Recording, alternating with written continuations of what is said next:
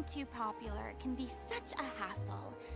Who knew the people would adore me so much?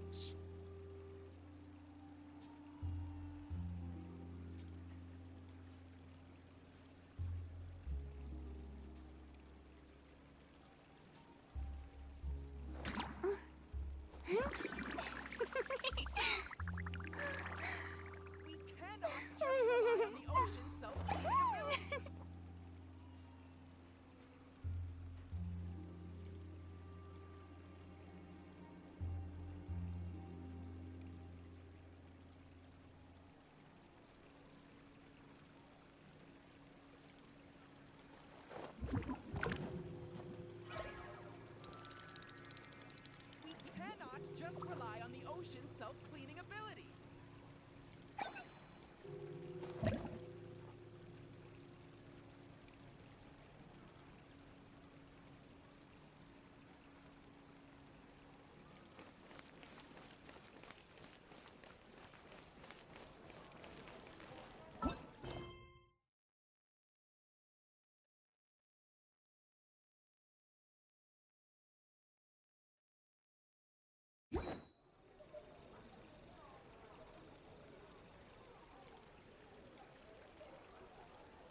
We cannot just rely on the ocean's self-cleaning ability.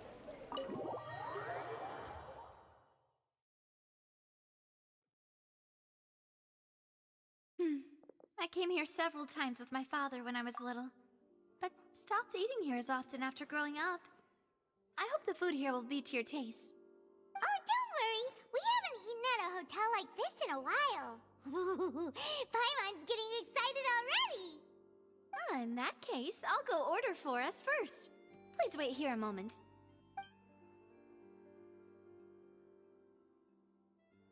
Ooh, everything looks so good. People in Fontaine sure know how to enjoy life. Why, of course.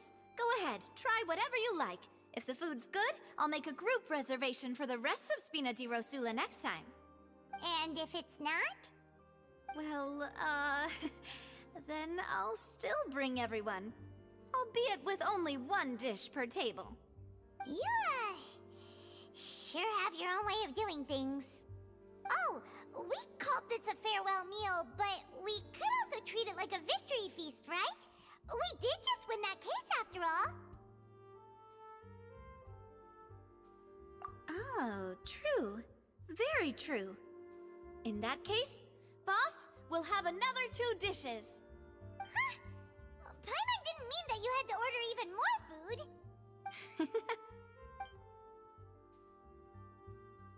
Speaking of cases, do you think that the mastermind behind the serial disappearances will get caught soon now that this has all happened? Well, we've certainly taken a big step forward, but I feel that's about it. We know that there's an organization that means to dissolve these young women, but we still don't know what they are really after.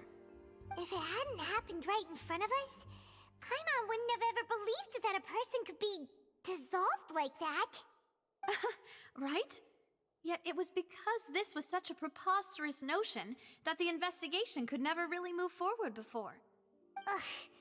If only that guy could have finished speaking! We were so close to hearing who was behind it. In such investigations, even the smallest step can seem like a yawning chasm if the trail of clues is cut off. To be honest, I don't have high hopes for any follow-up that the authorities might conduct. It's not that I don't have faith in their ability, it's just that a different perspective is required in some matters. It's easy to guard against and deceive a single narrow perspective. A shift in thinking is required at such times in order to produce a breakthrough. Which is exactly why the Spina di Rosula exist. Those highfalutin folk are not all-knowing. That's why we exist. To seep into the cracks where filth falls through, where their watch fails them. That's the kind of problems we solve. Seems Paimon thought things were simpler than they actually are. It's all right. Well, this was supposed to be a farewell meal, so I doubt you have further interest in this business, right? Let's talk about something else. Like, what are your future plans?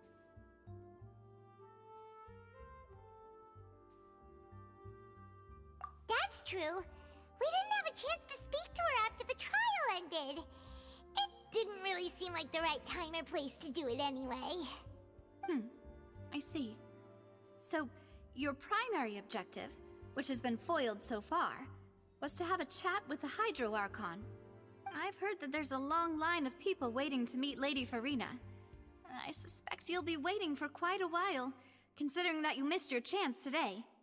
Yeah, we've heard that she's super popular here in Fontaine, and that it'll be tough getting any of her time. Well, would you consider some more, unique ways? Perhaps even methods of, let's say, questionable legality? Guess that's Spina di Rosula's boss for you. Chock full of sketchy ideas. Well, what did you have in mind? Well, one way would be to infiltrate a performance troupe at the Opera House, only to abandon your act at the play's climax and ask to speak to her after the performance. I'm sure Lady Farina would be eager to see the ending, and would agree in order to finish watching the play, don't you think? Could you suggest something a little more practical? This plan seems pretty hard to pull off. We'd have to go learn how to act, and acting's really hard. All right, here's another. Find a way to conceal yourselves under her bed. Then wake her up in the dead of night and demand answers. Don't let her go back to sleep until she answers all your questions. I can personally testify that this one works. When I'm sleepy, I'll do anything as long as I can finally get some sleep. That might work, but that's not really the problem. The problem is we don't want to get ourselves arrested. Valid point. I overlooked that part. I was just thinking about leveraging a person's desire for sleep.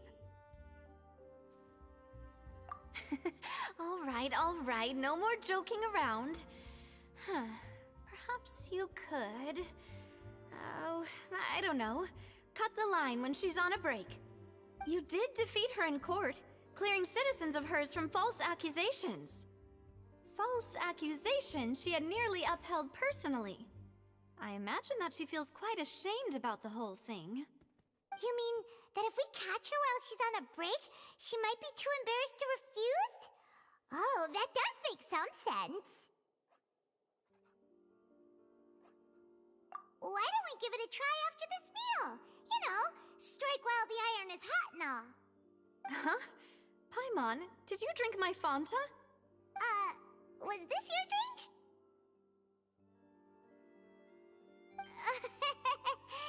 Sorry about that. Paimon wasn't really paying attention and the cup was right next to Paimon. Would you like to order another? No, it's fine. We're just about done here. Alright. Honestly, Paimon wouldn't recommend Fanta anyway. It tastes kind of salty and icky. Is that so? Huh. Well, in that case, we'll have to blacklist the Fanta here then. If we're all finished eating, then I'll go pay. Yeah, we're stuffed. Thanks for the treat, Navia.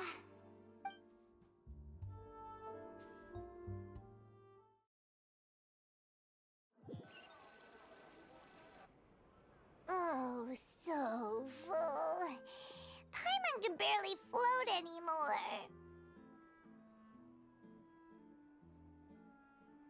Can't you see Paimon's barely an inch off the ground? Okay. As for expenses this month, we're left with... Hey, Navia! What are you doing over there?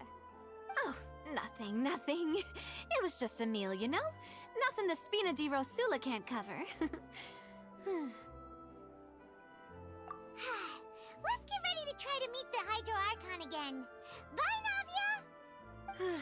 So this is goodbye, huh? Well, if you do encounter any other trouble in Fontaine, you're always welcome to contact the Spina di Rosula. I'll give your requests the highest priority. In any case, I wish you smooth sailing. I'll see you again, partner.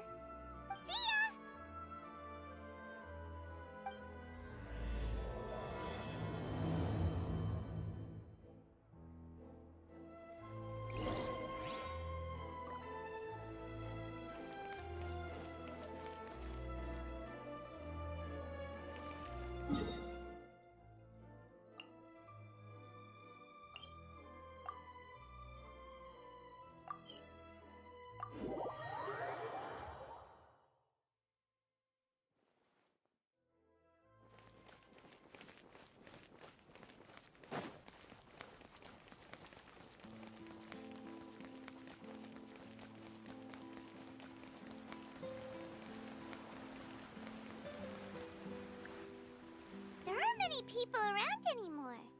Looks like that boat we took to Araneas might have been the last one. Vache.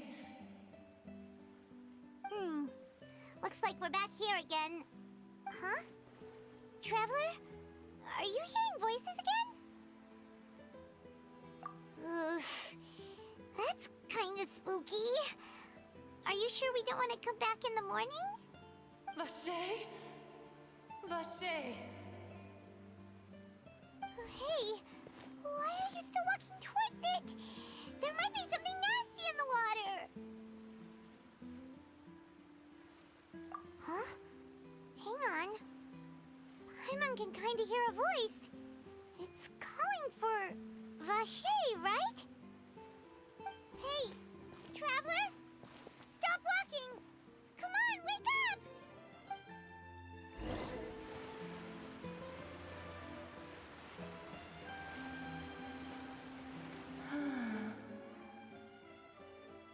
Vache, are you my dear Vache? No, wait. You seem to be someone else. Do you know Vache? Do you know where my love is? Wait. Who am I? I'm very sorry. I fear I do not know. My memories feel like they have been washed away like a flood. So many fragments dissolved amidst the tide, never to be recovered. How much have I lost? How many things that I once held dear while on land have I since forgotten? Yes, that is what I was once. But now, I am but the consciousness of one who has lost their form. I do not know how I came to be like this either. I only vaguely remember being covered in light blue water, and then all grew dim.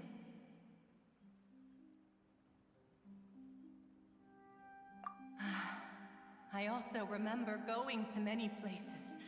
I loved adventure, loved exploring places of peril. No matter where I went, Vache would go with me. I knew how dearly he loved me, and I also loved him equally as much. But now, we can no longer go back. The pain of such parting, I never knew how heavy it could be. No, our reunion no longer has any meaning. There is no way for us to create any new memories. The thought of me gives him no succor, so let it lie forgotten beneath the waters. If you meet Vache, tell him not to look for me. Tell him to move on. That is the only thing I still remember. Perhaps that is so. As I was submerged in the waters, losing consciousness, I saw Vache above the surface. His eyes were filled with such sorrow, such longing. If only I could have comforted him, told him that I did not suffer. Indeed, I had felt a great warmth.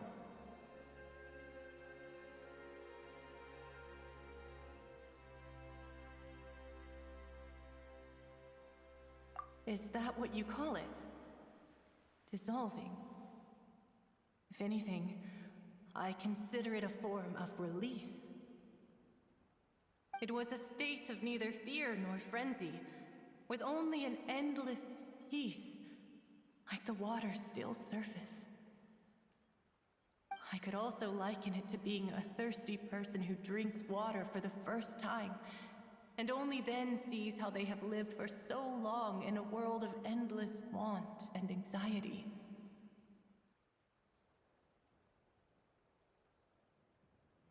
I think I hear your companion. It's time for you to go, I think. Farewell, then. I am glad that you were able to sense my presence. Remember, If you see Vache, tell him not to seek me out any longer.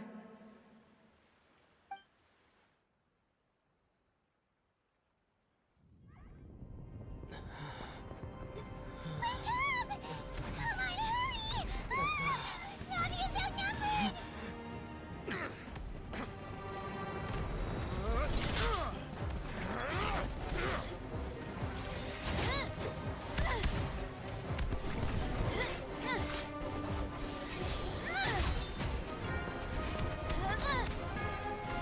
Demoiselle, look out!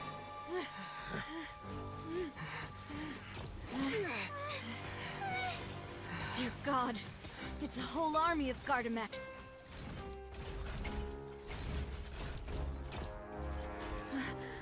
Chlorand?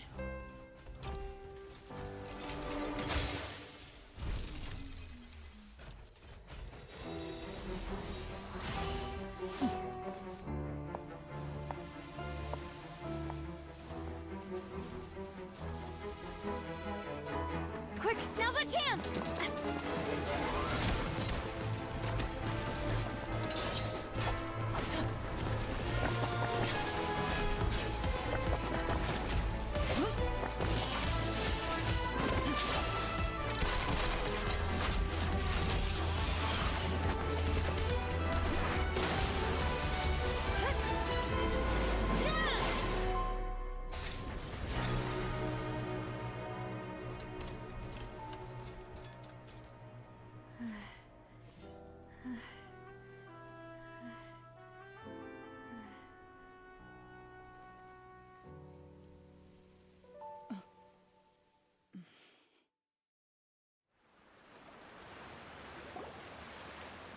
I should thank you for lending us your sword there, Chlorand.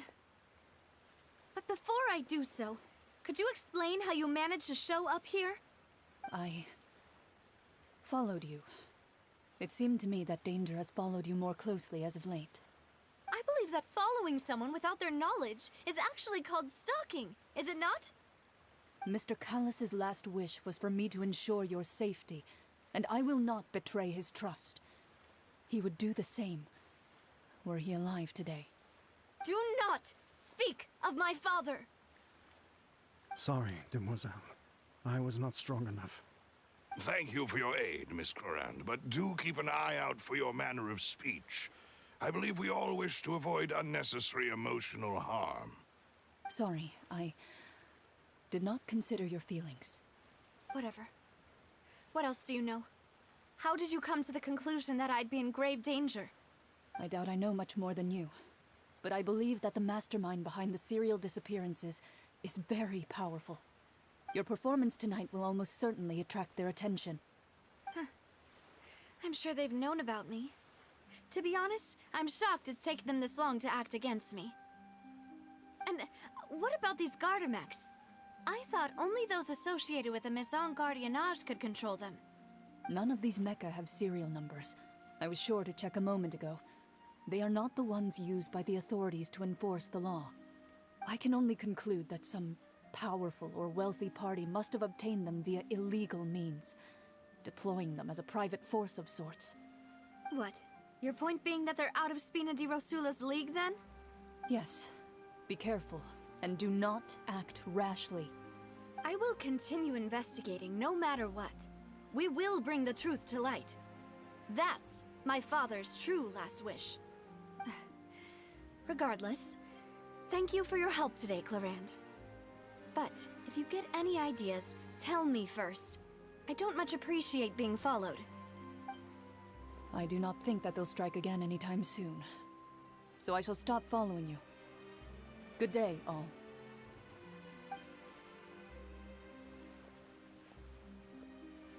Right. I suppose that's the best news we've gotten today. Demoiselle, I believe that Miss Clorand was being sincere with you. If we tried, we could attempt to thaw relations a little. I know, I just... She's... Oh,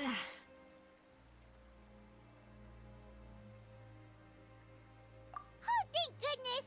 Paimon thought we were done for! Those Gardamex came out of nowhere while you were unconscious, and Nadia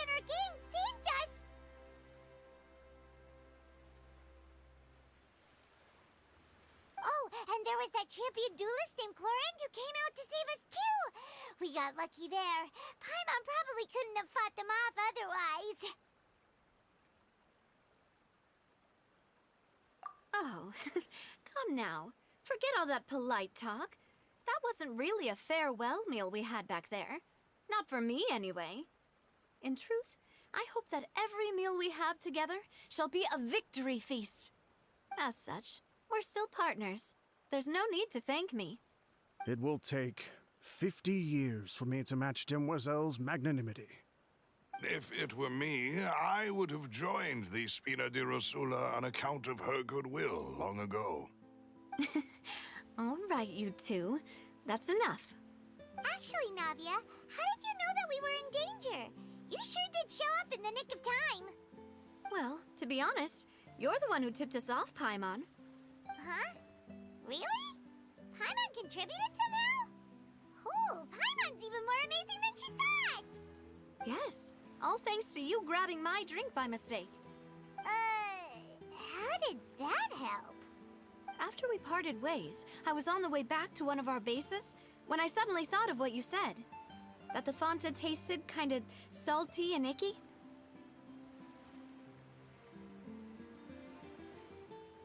Fanta only comes in sweet flavors, so how could it have tasted salty? The color of the drink, if I recall, had also been a bit off. So the Fanta had been spiked with water from the primordial sea? Yes. So, if you hadn't drunk that cup for me... Spina di Rosula is preparing the grandest of awards for you as we speak for saving the boss. Huh. Really? I sent people to Hotel de Boer to investigate, but whoever did this left no trace at all. That's when I figured out that you might be in danger, and hurried here as quickly as I could. But why would they go after us too? All we did was defend Linny in court and help clear his name. Ugh, now we're caught up in this mess too, aren't we? Well, you did foil a plan that they were probably pretty proud of, and almost got their name in the process. Speaking of which, did anything strange happen when you drank the primordial seawater? Well, it can't be a coincidence that the traveler fainted just now. He said that he heard that voice calling for Vache again. Oh, and this time Paimon heard it too, but it was real faint. Does this situation have to do with the primordial seawater then?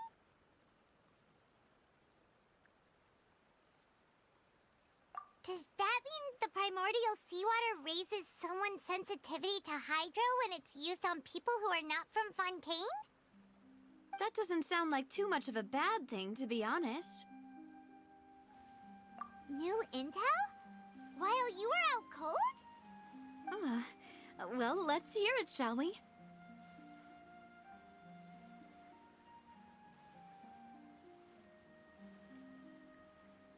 Oh, that is important. Vache. That name doesn't ring a bell. I suppose he hasn't stepped forward as a witness in court lately. Since he saw that young woman dissolve, he was at least at the crime scene. But he never gave testimony or any information regarding people dissolving in the primordial seawater. Could he have been threatened? Yes, thank you. This is very important information indeed. We will continue to investigate. Oh, you mean you'll help us investigate? Well, you did say that our farewell meal didn't really count. That means we're still partners, right? And besides, we're in this now whether we like it or not. You're not gonna let those people who targeted us get off the hook so easily, are you, Traveler? Demoiselle, do try not to look quite so pleased. You are the face of Spina di Rosula, after all. You talk too much. Well, in that case, let's head back to one of our bases, shall we? I'll arrange accommodations for you. We also have some plans to go over, and hopefully we can deepen our bonds as partners. But we'll take that one step at a time, I guess. Don't worry, you two. With us around, our base is definitely secure.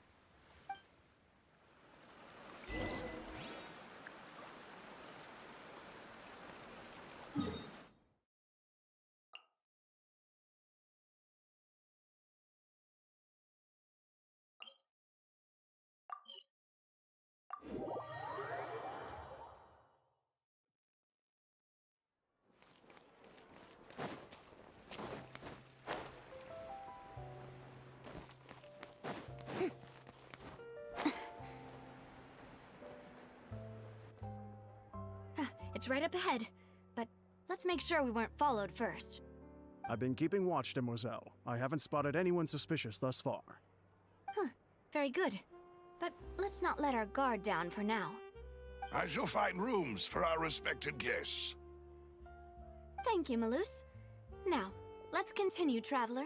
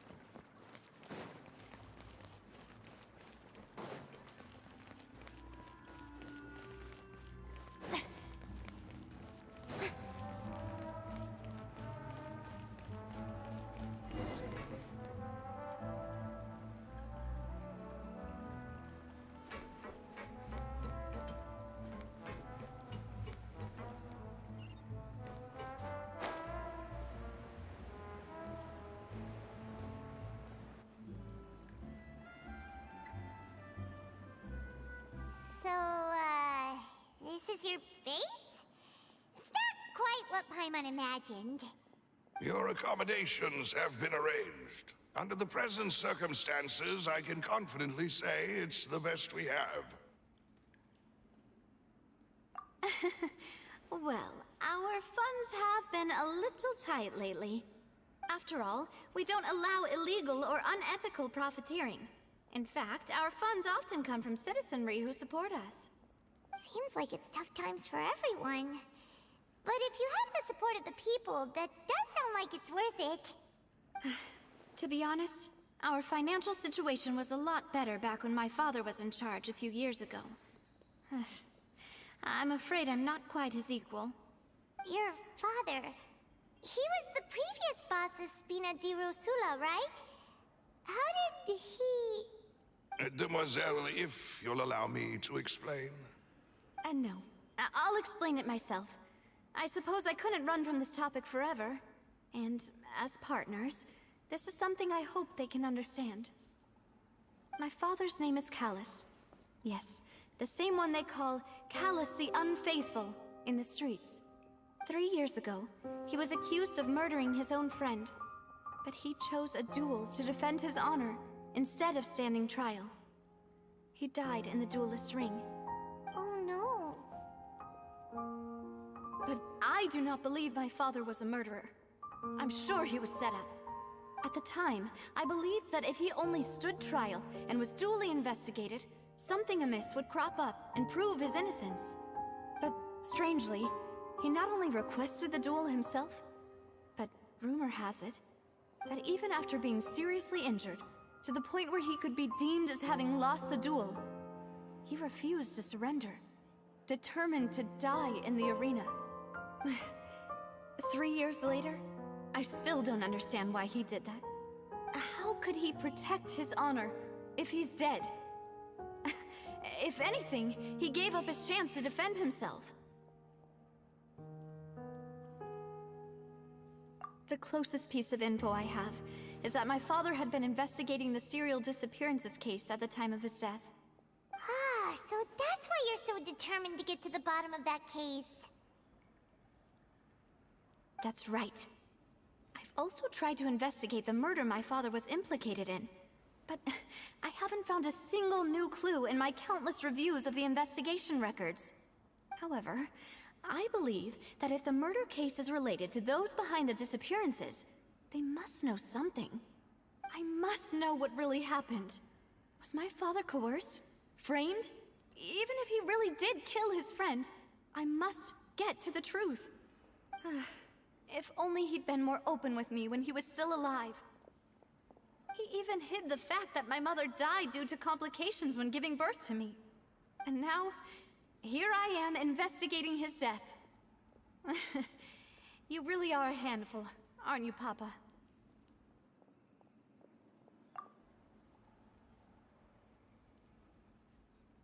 Demoiselle, please, if there is anything I can do, anything at all.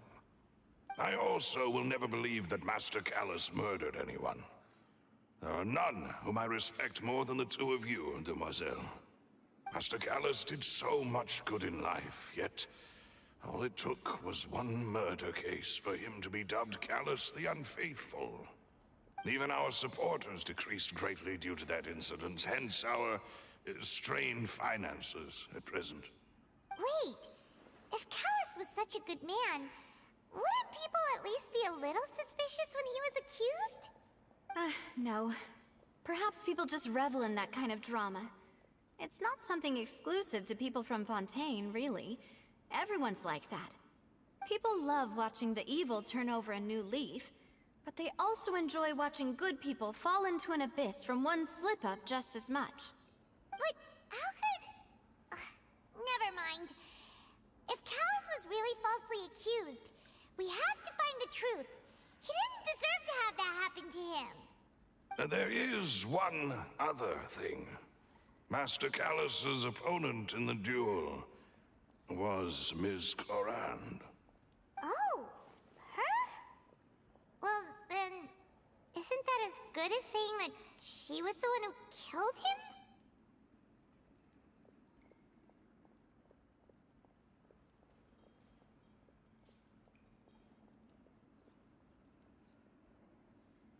Yeah, that's not the sort of thing that you can just let go and move on from. Ms. Clorand has always placed great emphasis on the honorable nature of the duel. If her opponent doesn't yield, she will not stop either. She knew Master Callus beforehand and greatly respected him, but seeing how he was resolute in the arena, there was only ever one choice she could have made. It's not that I don't understand her at all, but I just can't deal with this yet. Don't worry, Navia. Paimon knows how you feel. You don't have to force yourself to do that. Afterward, Ms. Clorand told us that at the start of the duel, Master Callus requested that she ensure Demoiselle Navia's safety.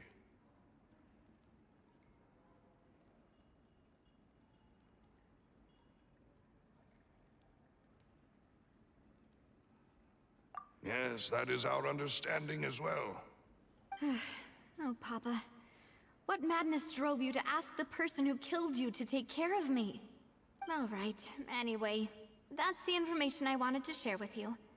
Even if it did sound like I was just complaining towards the end. Thanks. You two should go and rest. This was quite a day after all. Yeah, Paimon's beat. Please, relax and get some sleep. We will ensure you rest soundly.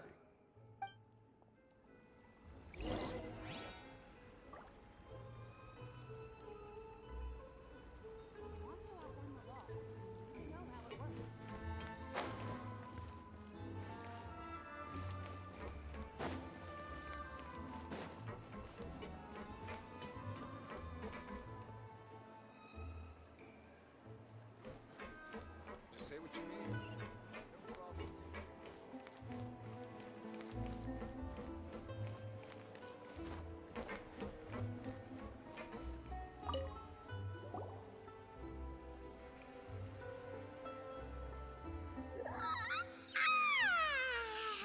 Paimon slept so well. This place feels almost too safe. Huh? Navia? Where did the other two go? I sent them back to Poisson. It's Spina de Rosula's place of origin, and where we have our headquarters. There's not much for them to do here at the moment. Paimon gets the feeling that you're just trying to get them off your back. But never mind that. When did you get back? Were you waiting here the whole time? No, I just returned after going out for a while. I did some investigating yesterday regarding the name Vache. Wait, so you didn't sleep at all? How could I after having such critical new evidence appear? Guess Paimon wasn't speaking for everyone just now, huh? Unfortunately, this name seems to have been wiped from existence. It doesn't seem to have a match anywhere. I suspect that those behind this have already taken steps to hinder an investigation from this angle. But that does prove that this Vache person is a key witness in the incident. Does that mean we're too late, though? No. There is one ray of hope. One place in Fontaine that they would find almost impossible to threaten, no matter how much they wanted to. And that is the archives kept by Chief Justice Neuvillette. A place where detailed files on all the cases in recent years are kept. If the Oceanette you met is one of the young women who went missing recently, we should be able to find some related information there. So Neuvillette maintains an archive of case files? Whew. Guess that's the hard-working Chief Justice for you. In that case, let's go talk to him, shall we? Aren't you coming along, Navia? Did you get tired? No, it's nothing. Let's go see the Honorable Chief Justice.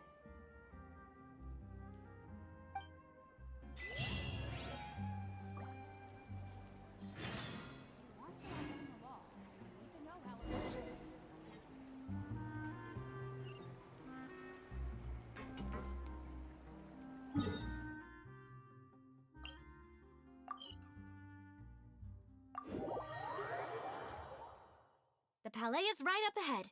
Come on.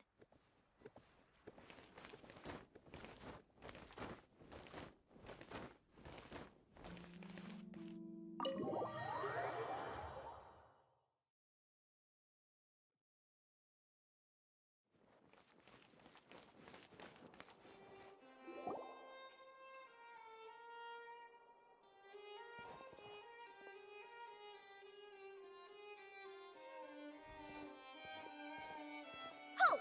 Please state your business here. The Chief Justice is presently occupied with official matters. Huh. This place does look pretty heavily guarded. Guess that proves that Neuvillette's files are really secure. Hey, don't you recognize us? Huh? Who are you? Just to be clear, I don't care who you are or who you might be related to. Our rules make no exceptions. See? They've got great discipline, too. Yep. Paimon can tell. If you're here just to crack jokes, I can point you towards the exit. Unlike some, we're busy, so please leave if you don't have a reason to be here. No. What I meant to say is, shouldn't you remember us from a few days ago? We were at the trial of the great magician Linny. Oh, yes, I remember. I read about it in the Steambird. You must be Linny's attorneys. It's all coming back to me now. We're here today to report and archive some information on a follow-up case. Huh, is that even a thing? Of course. Don't worry. We're here on official business. You can trust us. All right then, I'll let you through. The Chief Justice is just inside. Thanks so much. The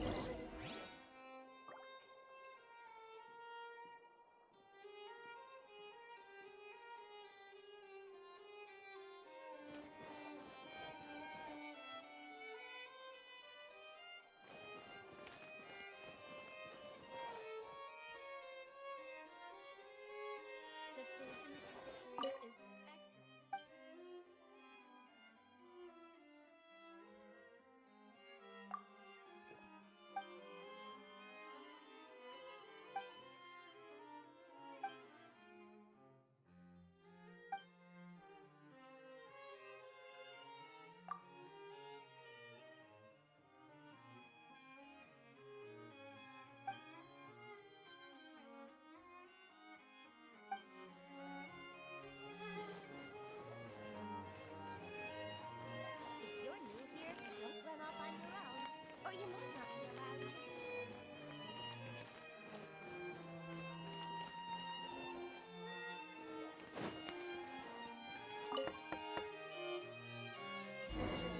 Please come in.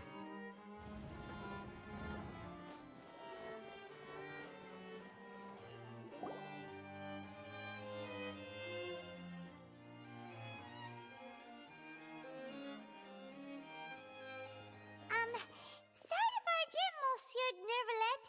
We only lied to get in because we didn't know any other way. It's all right. Please let me know how I may be of assistance to you. So you're not mad at us? We're looking for a man called Vache. He may have been an eyewitness in the serial disappearances case. If we can find him, we may be able to unearth some key information on the case. Ah, I see. In that case, please wait here a moment while I browse through the files.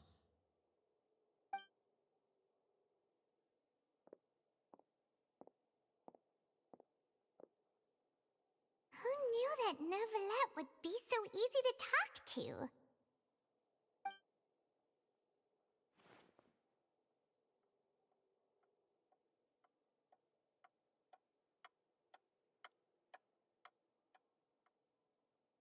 Unfortunately, I'm quite certain that no one by the name of Vache has been involved in any case, criminal or civil, in the past several years. There are no records of him either in the files or in my memory. Traveler, what if it was really just a dream? Is that so? All right then. Thank you so much, Monsieur Neuvillette. We'll take our leave now.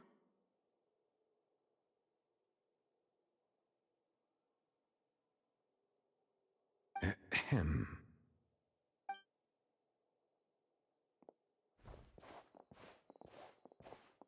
Miss Navia, I can understand how you feel.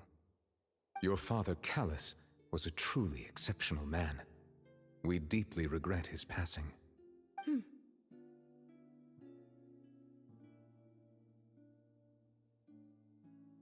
And what are you trying to say, Monsieur Neuvillette?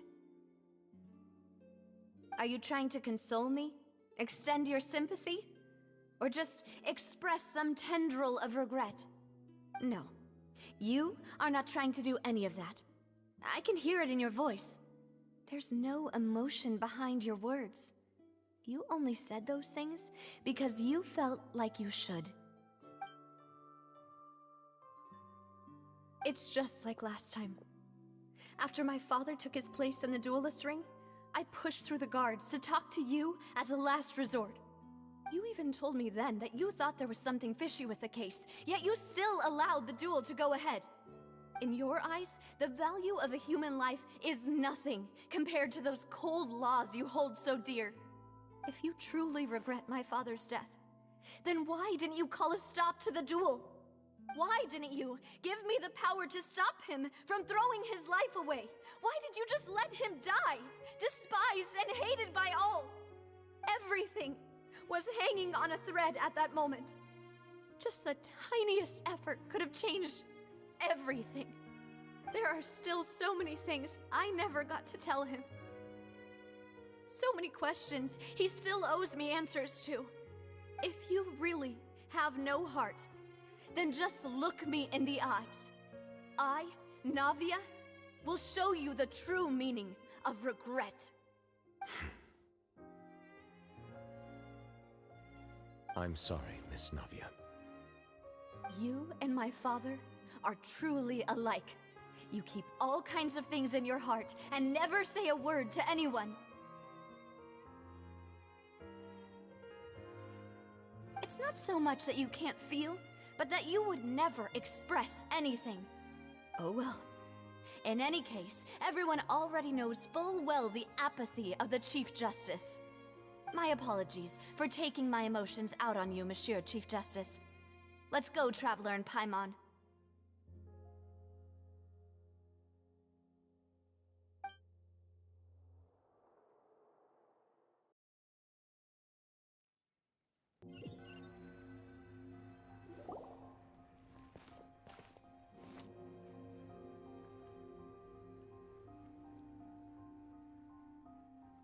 Navia, are you okay? I'm fine.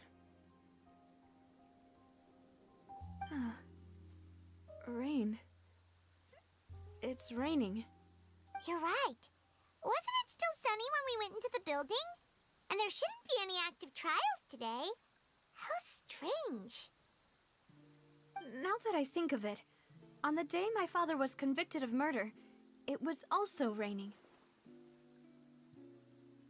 What is it? Did you think of something?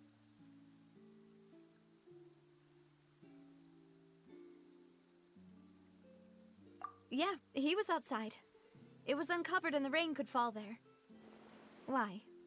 Do you think the rain could have affected the crime scene? That thought has occurred to us before. We've even expanded the search area to try to account for that, but didn't find anything of value. Oh? Wait. You don't mean... So you're saying that the true murderer could have been turned into water and then got washed away with the rain? Yeah, and if that's what had happened, then no one would have believed your dad, even if he explained what he saw to the authorities. I really think I found a true genius for a partner. You're completely right. How did I not connect the dots earlier? All right, let's go to Poisson. With this new lead in mind, we'll get to the bottom of my father's case for sure. Yeah, we're gonna make progress for sure this time. Do you want to go with me now? Or do you want to head over by yourself later?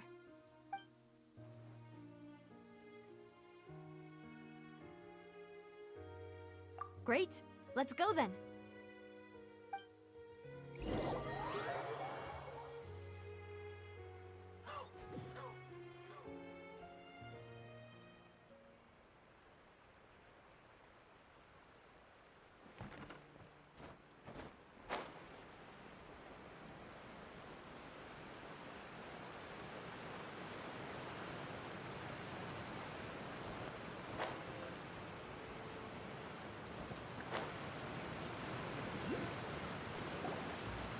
Whoa, what a huge ship! Why would a ship be anchored at a place like this? There's no need to be so surprised. While it may look like a ship, it's actually Spina di Rosula's headquarters. My father was the one who asked for it to be built like this. Perhaps our taste in exterior design is the only thing we occasionally had in common. A gigantic and glamorous ship embodies discovery, opportunity, ambition, and conquest. It symbolizes Spina di Rosula's bright and limitless future.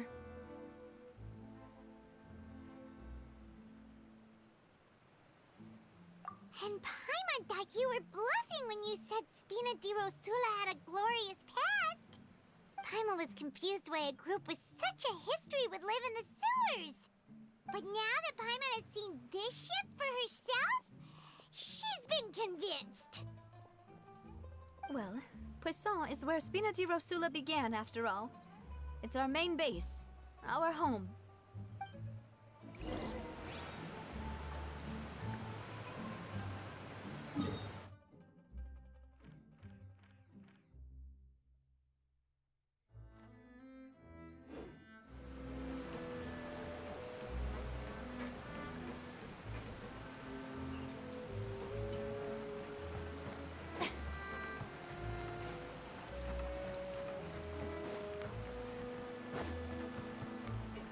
It's just like teachers. You gotta invest a lot before you can start.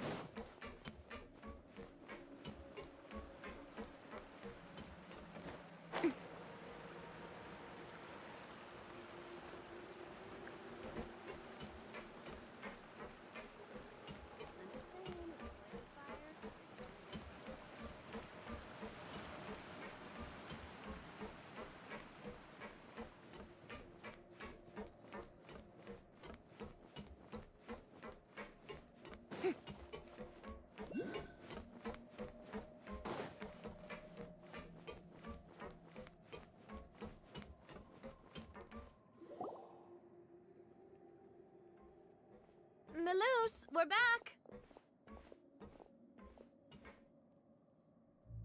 Apologies for the wait, demoiselle, and our most important partners. You said before that you still had some business at the court. What brings you back to Poisson so quickly? About that. It's because my partner here reminded me of something really important. You see, what if my father's case had something to do with water from the primordial sea? You still remember, right, Malus? On that night, it was raining? Yes, the case was quite similar to that of Mr. Linney's. Both were what you'd call impossible murders. Could you tell us a bit more about what happened before? Yeah, of course. Many years ago, something called synth began to gain popularity in Poisson. At a glance, it was a kind of drink that could excite your mood and produce many pleasant hallucinations. Wait! Didn't that guard guy who turned into water also mention that the primordial water could be used to produce some kind of potion? Yes, he did. Considering what we know now, it's almost certain that synth is created using water from the primordial sea. If you drink synth for an extended amount of time, you'll suffer many side effects, such as losing the ability to focus or control your emotions. And if you were to stop drinking it completely, you'll experience flashes of paranoia and anxiety while lacking energy to do anything. It's an extremely dangerous substance. As he oversaw Poisson, my father was compelled to put a stop to synth abuse and called for a complete ban of it. Boss's uncompromising attitude incurred the synth vendor's wrath, but no matter how much they threatened or bribed him, he refused to yield. Not only that, Boss became determined to find the mastermind behind the synth operation and put an end to the problem once and for all. Yes, but the enemy was very cunning. So he could never get anything out of the dealers, all of whom only sold the stuff and weren't privy to the rest of the operation. Recognizing that, my father decided to contact the dealers in secret and cultivate personal relationships with them. Finally, he was able to convince someone to become his informant. The man's name was Jacques. He felt greatly ashamed about his work after seeing many families destroyed by synth abuse. That night, my father hosted a banquet at his countryside estate. He planned to meet up and exchange information with Jacques over some food. But then, we heard 2 gunshots from the courtyard. We raced to the scene and found my father, still holding a gun, and Jacques, who was already dead on the ground. Huh? How did that happen? Aren't they on the same side? Sounds just like Lenny's case, doesn't it? In both cases, the culprit seemed obvious, but neither appeared to have any motive at all.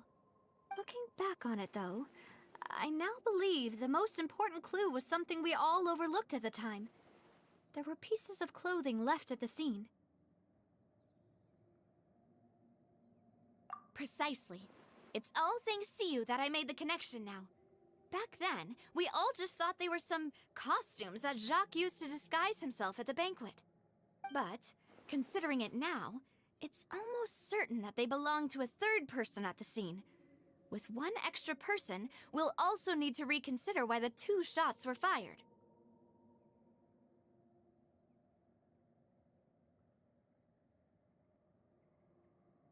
You're right. We still don't know what happened. But my intuition tells me that we're on the right track to figuring it all out. I'm finally headed towards the truth. Jacques was an empathetic man who was infinitely remorseful for his past actions. It's unlikely that he turned on Boss with 0 warning. I think this third person is probably the key to the full truth.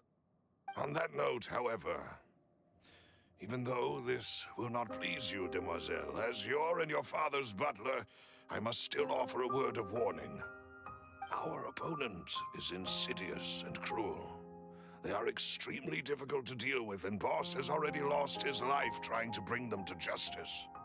Even though Spina de Rosula has lost most of its former glory, Poisson has welcomed a new time of peace, and we have been allowed to live out our lives. There is no need to follow your father's path. It would be both wise and in line with Boss's wishes to step back and give up on the case. If that's indeed what he wished for, then he should have told me that himself. Was I not the closest person to him? And yet, I was the one most kept in the dark. What was the point of him dying without sharing any of the secrets he knew? Did he manage to protect anything in the end? Synth is still here. Callus the Unfaithful is still his epithet. And Spina di Rosula is barely getting by. Nothing has changed. Did he think I'd just accept his meaningless death and live out my life just as meaninglessly? I've never accepted that, ever. Not since that day, and certainly not now. I want to find out the real answer for everyone's sake. For the missing girls, for the victims, and for myself. Navia. This is indeed the best moment to act. Your partner appears to be quite reliable, and more importantly, demoiselle, I think you're also ready to take this on. So you do know something else, Malus? Yes, I do. In fact, even before that banquet, Boss already knew of the connection between Synth and the serial disappearances case. But what drove all the tensions to the boiling point was the revelation that you, demoiselle, had been selected as the next target to disappear. What? Boss also didn't tell you that he had been diagnosed with a rare illness. The doctors told him that he had no more than 5 years left to live. And the serial disappearances case caused him great anxiety. 5 years was nowhere near enough time to resolve this long-standing conflict.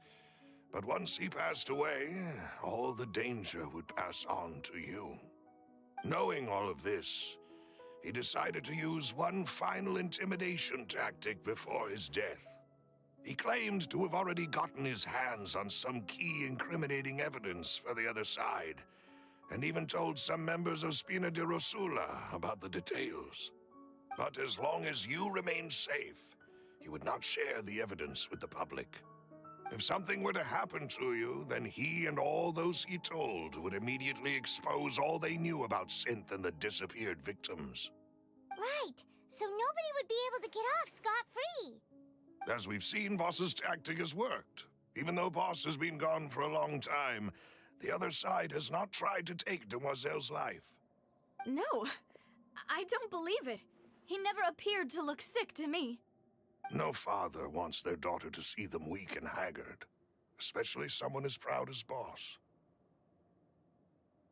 To him, dying in a duel and suffering lasting dishonor as the unfaithful was still far preferable than losing face in front of his daughter. So he chose to die in silence, so that he could protect me. I'm afraid you're not understanding this correctly, demoiselle. What Boss wanted to hand to you was not a parasol, but a sword. If Boss's spirit could hear you telling me that you want to find the answer for the sake of everyone involved, I'm sure he'd be extremely proud. That fool. Couldn't he have just given it to me straight? No. He might have set up everything precisely because he never thought I'd be able to understand him. Is that the amount of confidence he had in me? And what if I was never able to make it to where I am now? Yeah. I suppose that's true. With the way he'd set things up, if I had wanted, I could have just lived out my life without a care in the world. But thankfully, he rarely talked to me about complex matters, and thus understood little of me as a person. In this case, he really didn't need to give me an easy way out. Malus, what was the key evidence that he shared with you? It's the location where Synth is produced. Essentially, it's the enemy's headquarters. When he was threatening the enemy, Boss didn't share the specifics of the incriminating evidence he found. But if you want to use it against the enemy, you'll still have to take several things into consideration. Why? If we know where the place is, can't we just go storming in? You mustn't forget that we're fighting against a mysterious and dangerous organization that's been in operation for decades. There's no telling what might be lying in wait at their headquarters.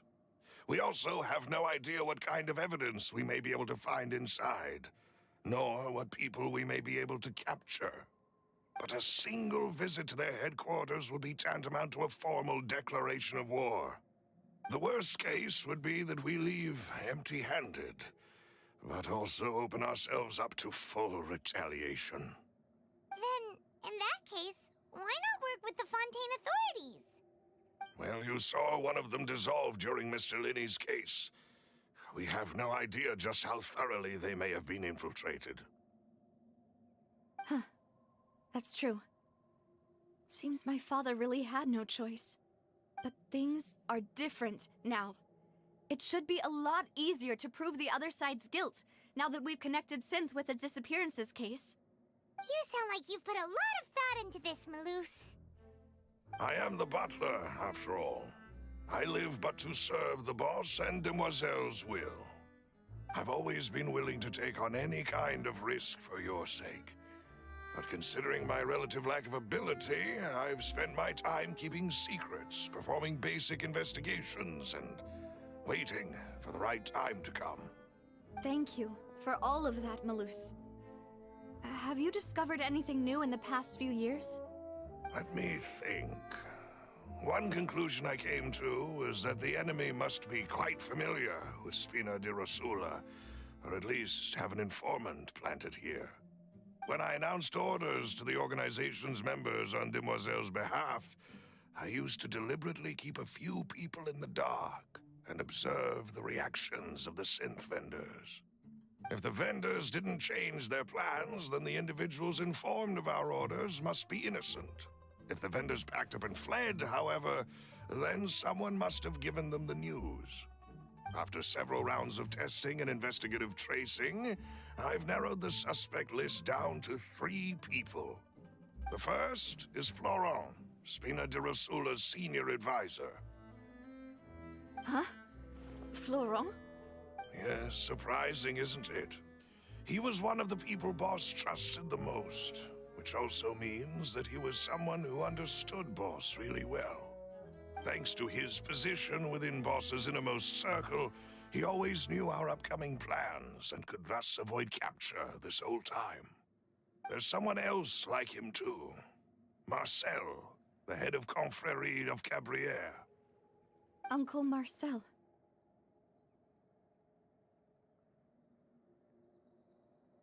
It's a guild in Poisson.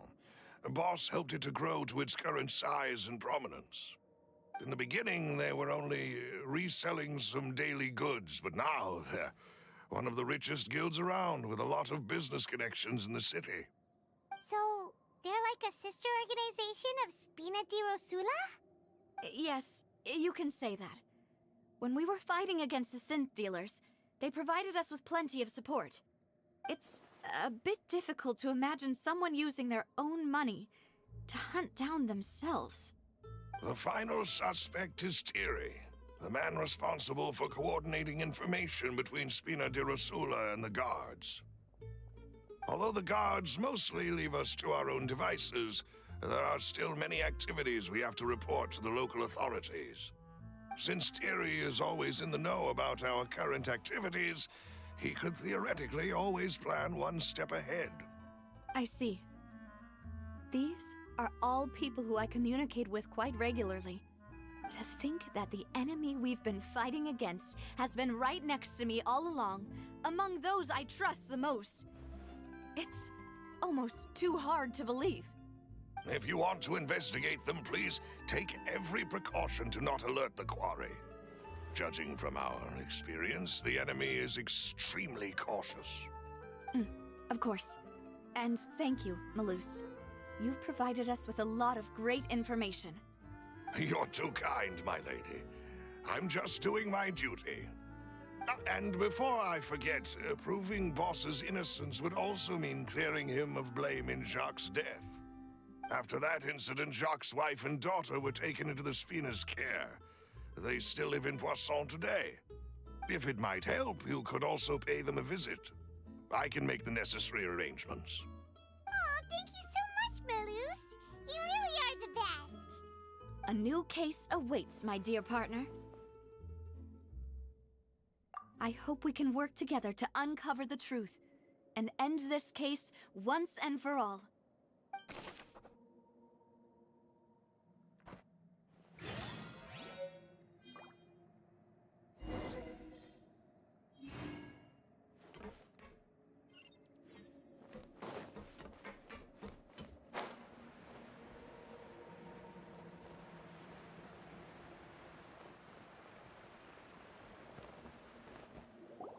It is settled, then. Please excuse me, and enjoy your conversation at your leisure. Thank you for arranging everything for us, Malus. Excuse me, miss. Do you need anything from us? Oh, Hey, Navia's all quiet. This isn't like her at all.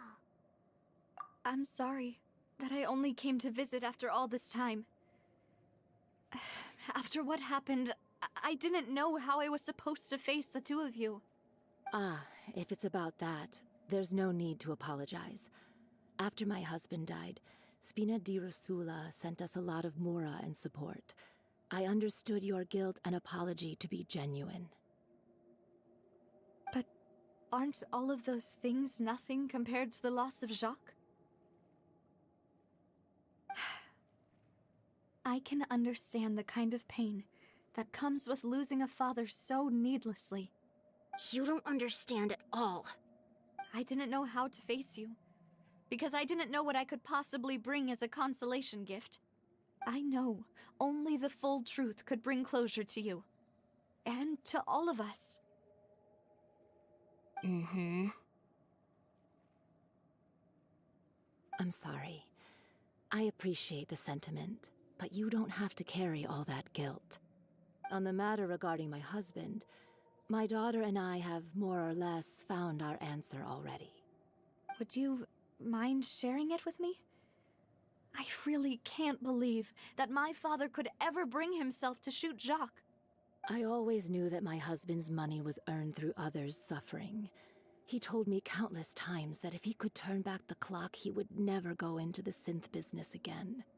He had many regrets, and felt that he took the idea of providing for his family too literally. For the longest time, he thought Mora was everything. So when Mr. Callis came to him with a proposal, he accepted it almost immediately. He tried to be as careful as he could, but even so, he was still found out by the higher-ups. They found out about his betrayal? Papa didn't say that exactly, but Papa did tell me that I should never be ungrateful. Before he left that day, he told me that he had no choice. It was only later that I realized it was his final farewell to the two of us.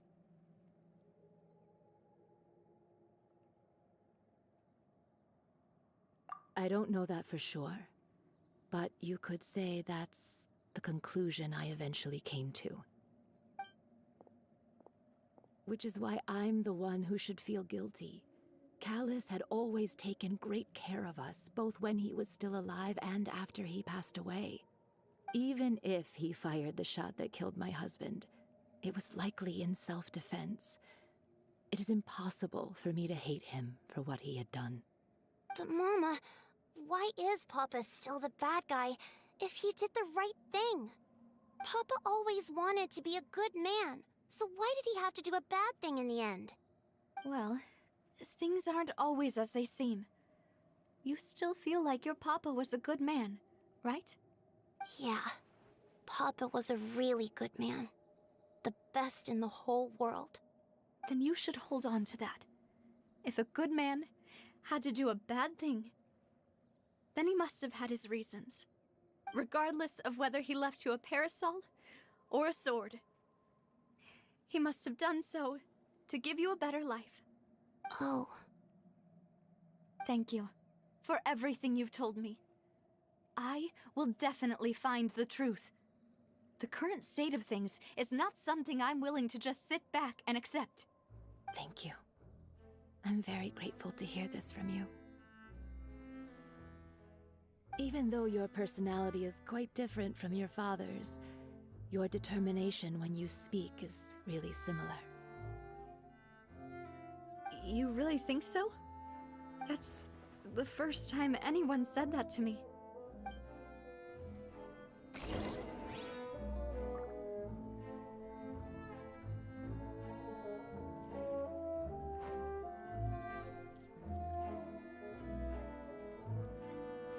Are you okay, Navia?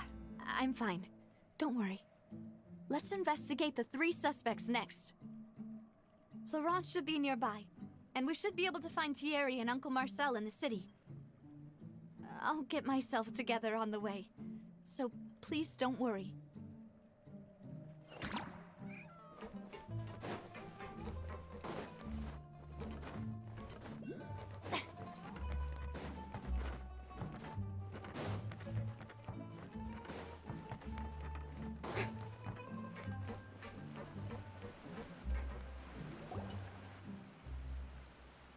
Greetings, boss.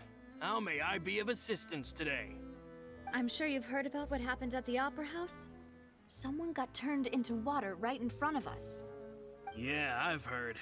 With something that dramatic, I'm sure journalists will milk it for all it's worth.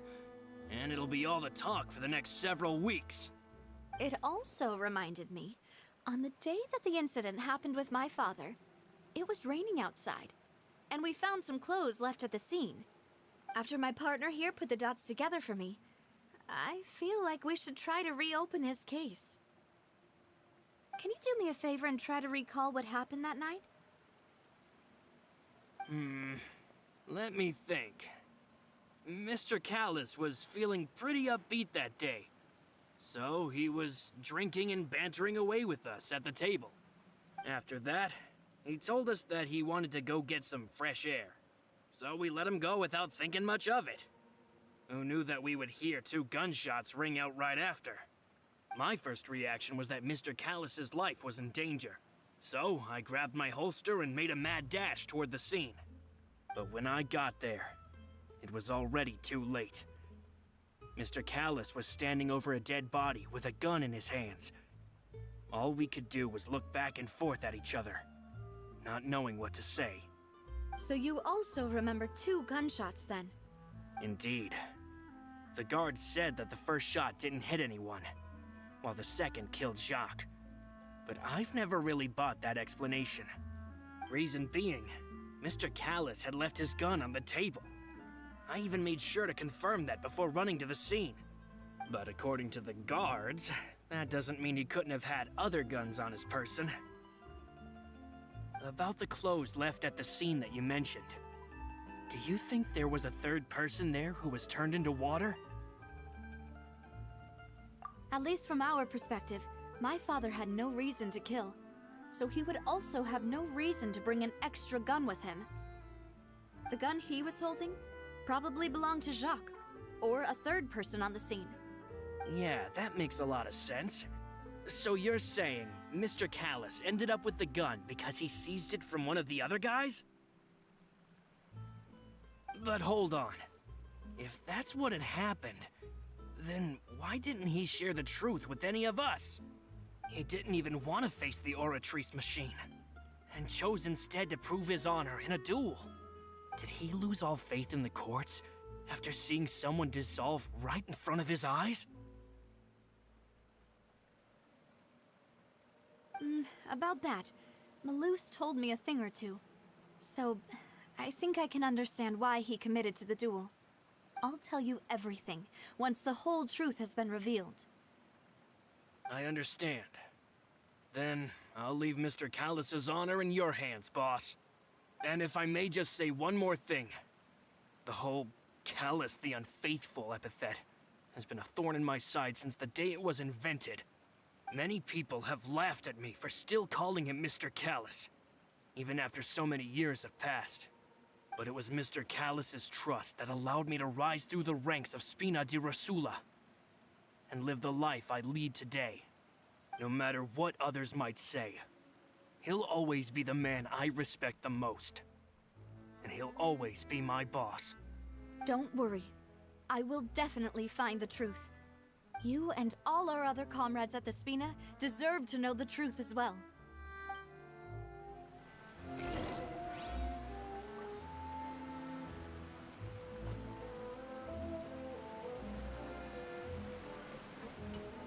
Didn't tell us just like teachers. Got it.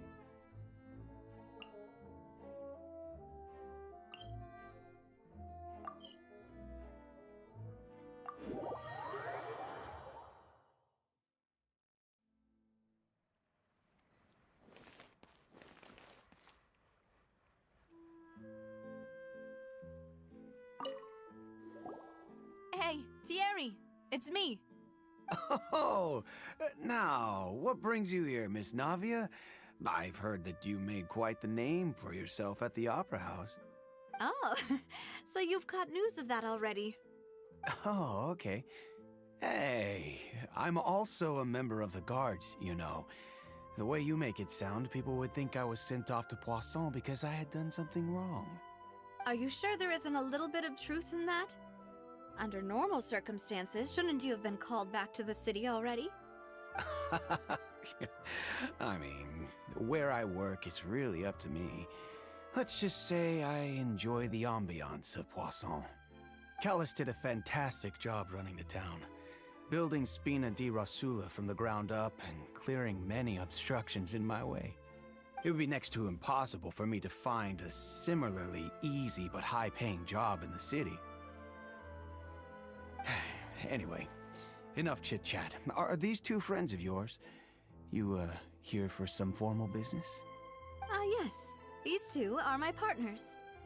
What happened at the Opera House made us realize that Linny's case and my father's may be related. We're trying to reinvestigate the details of my father's old case. Ah, I get it. You think there might be more to the case now that we know people can be dissolved into water, right? I was also flabbergasted when I first heard of it. If you want to go through the original files from your father's case, I can help you look for them. That'd be much appreciated. Thank you. Actually, I have another question. Do you have the authority to dispatch Gardamex? Of course. Without them, I couldn't possibly handle Poisson on my own. Why do you ask? We definitely can't use them to forcefully get more evidence for your father's case. Well, you see, just recently, we were attacked by a horde of unnumbered Gardamex in the city. So, if you hypothetically wanted to do something against me, all you would need to do is get rid of the mecha serial numbers and send them after me. Then you think too highly of my abilities. Dispatching mecha is very different from controlling them. If I had to make an analogy, when you order a dish, the chef will make it for you. You can ask the chef to cook, but not to massage your shoulders or carry your baggage. If you try to make unreasonable demands, the chef would just think you're out of your mind and ignore you completely. The same goes for me and my Gardamex. Removing a serial number is also not as easy as you might think. There are a lot of complex steps to it, and it's almost impossible to keep it a secret. So I can promise you, those mecha were definitely private units. They're certainly not cheap. So, whoever their owner is must be super rich, powerful, or both. Now that you mention it, though, being in the synth business would definitely be profitable enough to afford this. Oh, then you're officially in the clear, Thierry. Oh, well, thank you for the vote of confidence, Navia. Jokes aside, I'd like to wish you all the best with your investigation. I'll be staying in the city for a little while, so just come find me if you need any support from the guards.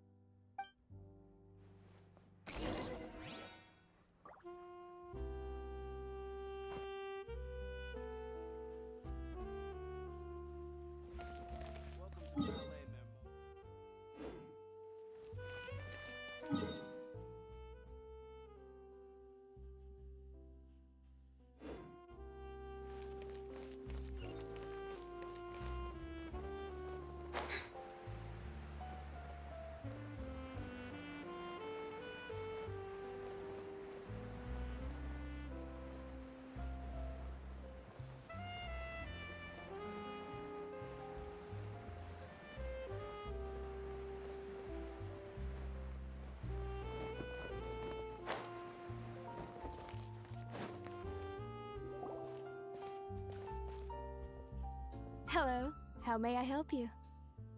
I'm here to see Marcel. Could you please let him know? You can just say Navia's looking for him. Sure. I will let him know right away.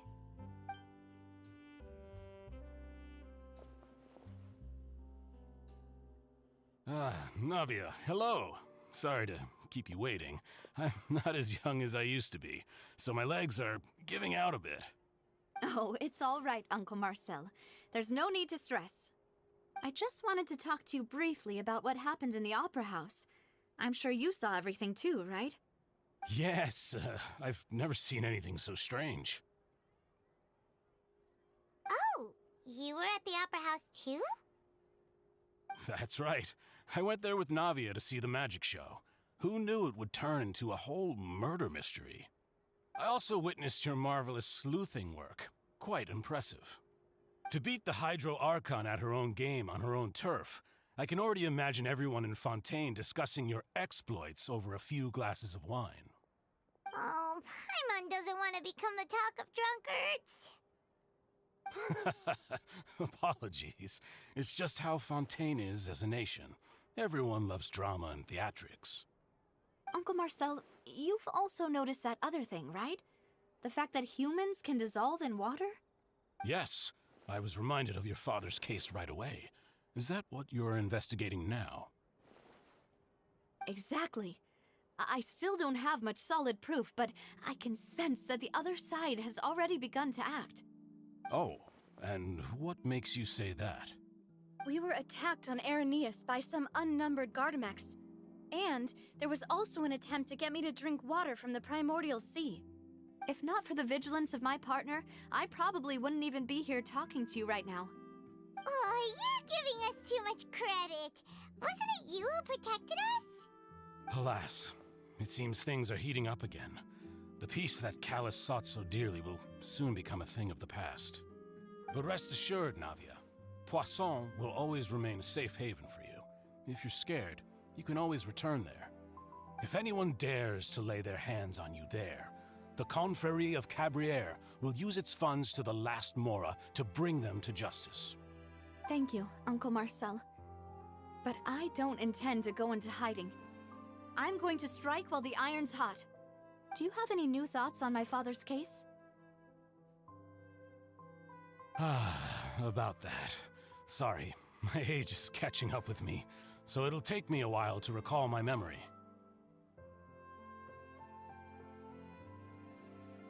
The Confrérie was responsible for that banquet, so I was out and about the whole time making sure things were running smoothly. I didn't even have the time to drink with the guests. Then I heard the sound of a gunshot, and the rest was history. Oh, it's okay. No need to push yourself. We'll ask around some more, see if there are any valuable clues elsewhere. Sounds good. Just let me know if you ever need Mora. All my wealth comes from Callus's patronage and support. I'll spend however much it takes to clear his name.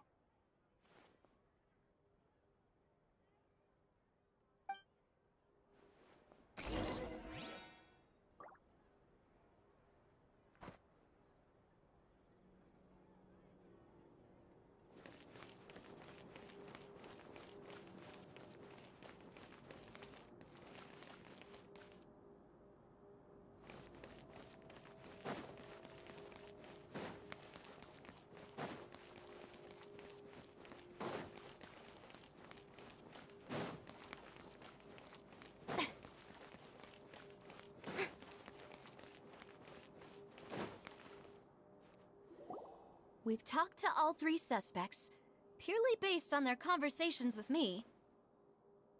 None of them sounded particularly suspicious.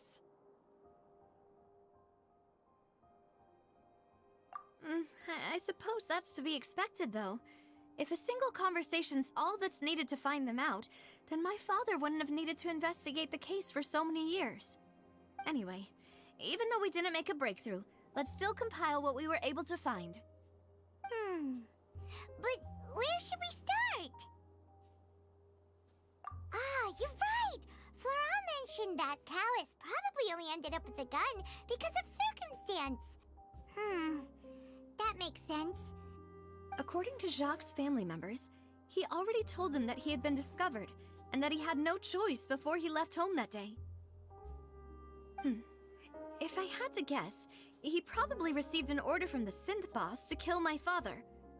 Had he refused, he and his family's lives would have been forfeit.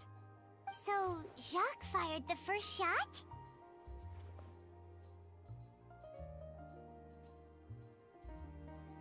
Oh? And why is that?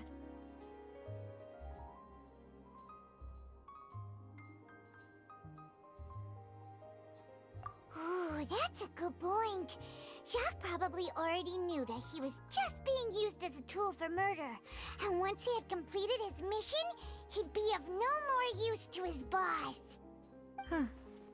So, what would make more sense from his perspective would be to turn his back on the Order and seek protection from my father. Makes sense. But without evidence, that's still just a theory. Besides Jacques, the attack from the Gardamex has been bothering me quite a bit as well. It's obvious that our enemy has become more antsy after the secret of the primordial seawater was revealed. Do you think he knew, even then, that we'd follow this lead to the end? Given everything that's happened since, it's quite possible. But who among the 3 suspects would have the ability to control privately owned Gardamex?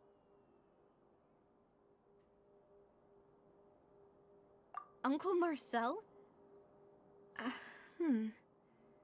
My father did really trust him. And they worked together on a large number of projects. Maybe that's how he got to know Jacques.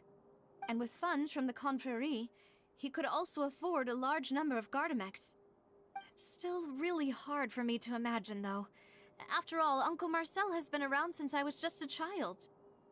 Also, wouldn't this mean he has been spending a whole lot of mora and energy to fight his own synth business?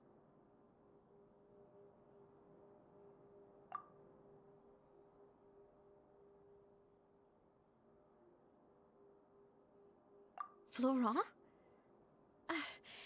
It is true that he was closest to my father, and thus had the best chance of learning about his dealings with Jacques.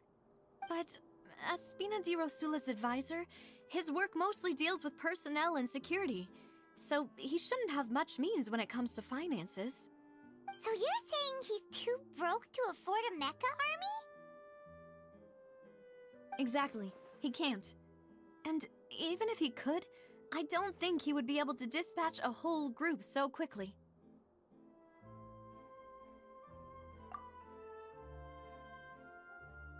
Thierry, you say? Huh. It is possible that he's figured out a way to convert the Gardamex for personal use. But I didn't feel like he was lying when he was talking to us about the mecha. I also don't think he'd be able to keep that kind of tampering under wraps. Yeah. Had he actually tampered with the mecha, we'd be able to prove it with a simple check of the guard's inventory. If the mecha were taken from the guards, it should be pretty easy to find out when and how that happened. Who could it be?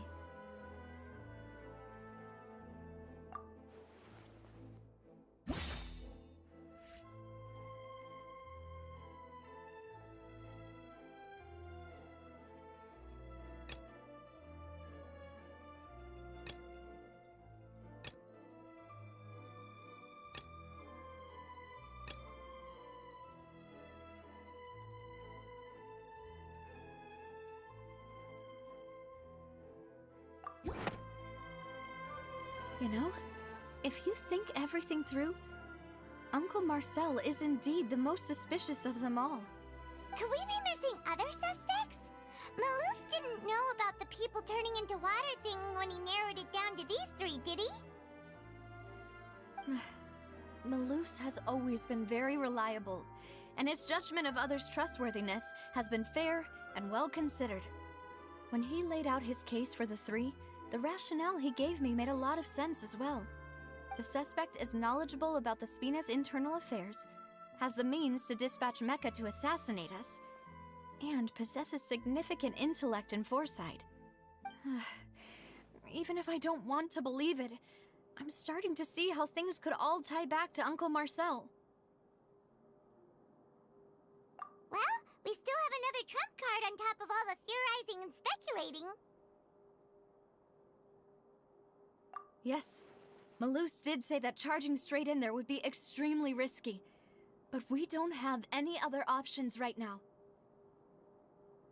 We need far more solid proof before we can hope to go charging in on our enemy. Navia, here you are. Oh, I've been looking for you. Huh? Aren't you the guy from the guards? Did something happen? Yeah. News came from Irenaeus just after you left. We've got another trial on our hands. Wasn't that place built specifically for holding trials? What's so newsworthy about this one? I know. But they said the person they're putting on trial is a Fatui harbinger called Tartaglia. What? Is that someone you know? Yeah, we know him. Maybe even a little too well. Well, he's been accused of being the true culprit behind the serial disappearances case. It's absurd, don't you think? Wait, how? None of our investigations have had anything to do with him. That's what I thought was strange about it, so I came to tell you the news right away. If the charge against him stands, then it'll be next to impossible to get the guards to support any of our planned investigations. Right, because they'll think they've already found the culprit. Yeah, and it'll be a lot harder then to clear Mr. Callus's name. I understand. Well, partner, what do you think we should do? We still haven't found any conclusive evidence.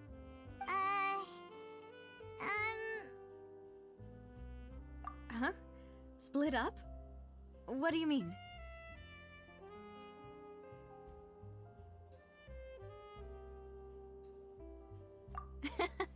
Just as expected of my partner. Since this is a trial about the serial disappearances case, the culprit's attention will be focused on Irenaeus, leaving his home base wide open. You're right. This is our best opportunity. All right then, let's do this. I'll stall them at the Opera House and charge Marcel as the true culprit. I won't have any chance of making that charge stick, though, unless we find more evidence. It'll be up to you to make it back in time and hand the decisive evidence to me.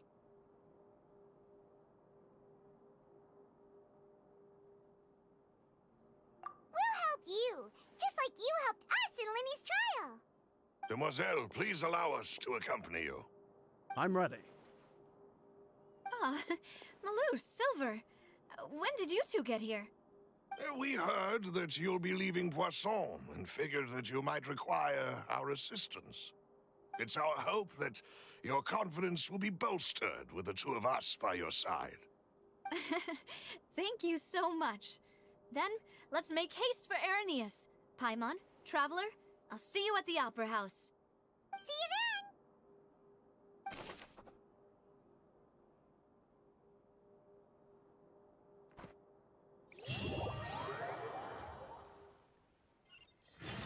Now that Navia has set out for Irenaeus, we should also get going. The location has already been marked on the map, so let's head over.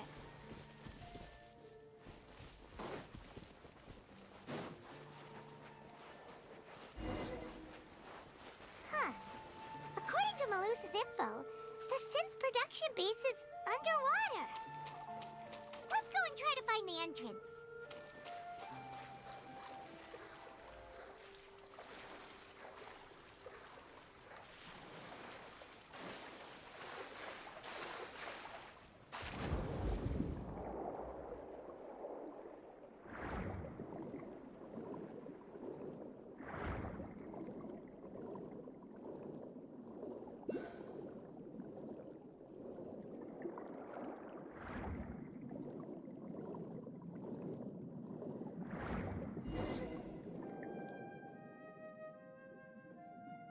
Finally found it! Huh. So this is the entrance that leads to the synth production base. It sure doesn't seem out of the ordinary at all.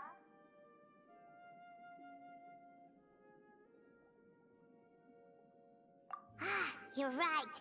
An important place like this is bound to have a ton of protective measures and mechanisms. Navia's probably arguing up a storm right now to stall for us.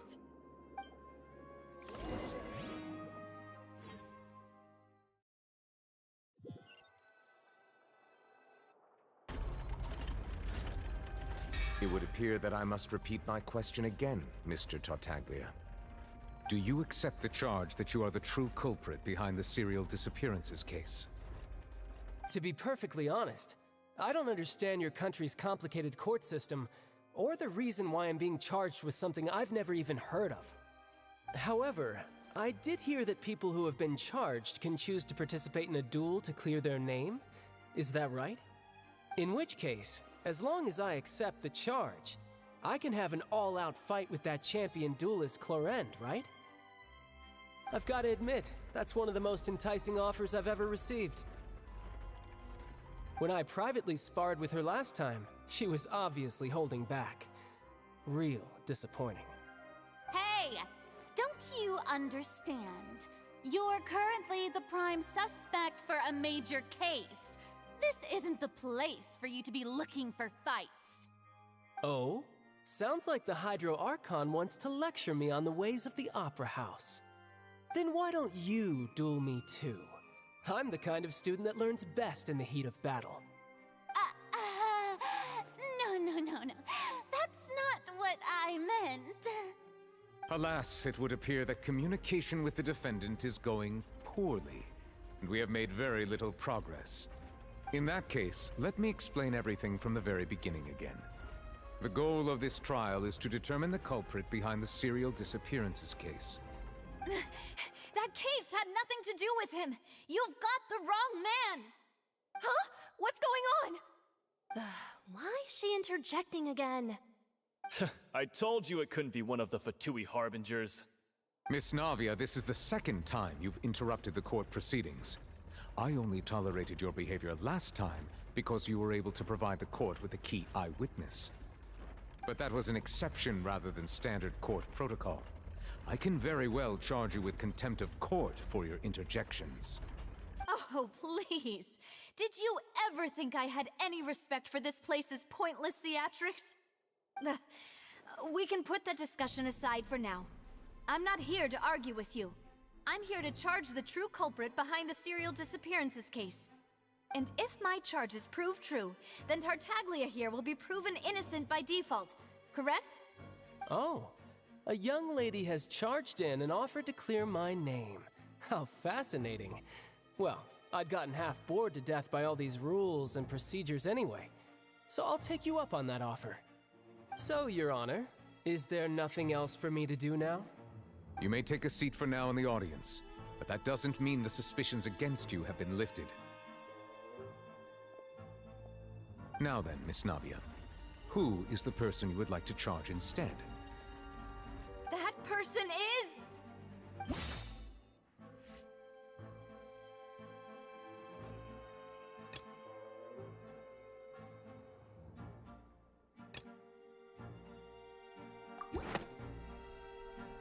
Marcel, the head of Confrérie of Cabriere! Huh? What confrérie? Never heard of them in my life. I've heard of them, but weren't they Spina di Rosula's sister organization? Oh, is this going to be a friends to enemies type situation? Please let me remind you, Miss Navia, that charging someone is an incredibly serious matter. Committing to the charge also means taking on the legal responsibilities associated with it. And if the charge fails, depending on the circumstances, you may also be charged with the crime of making a false accusation. Knowing this, do you still wish to charge this man? Yes, I do. In that case, I declare the charge to be valid. Miss Navia and attorneys, please take your places on the court. Members of the guards, please contact Mr. Marcel right away so that he may stand trial.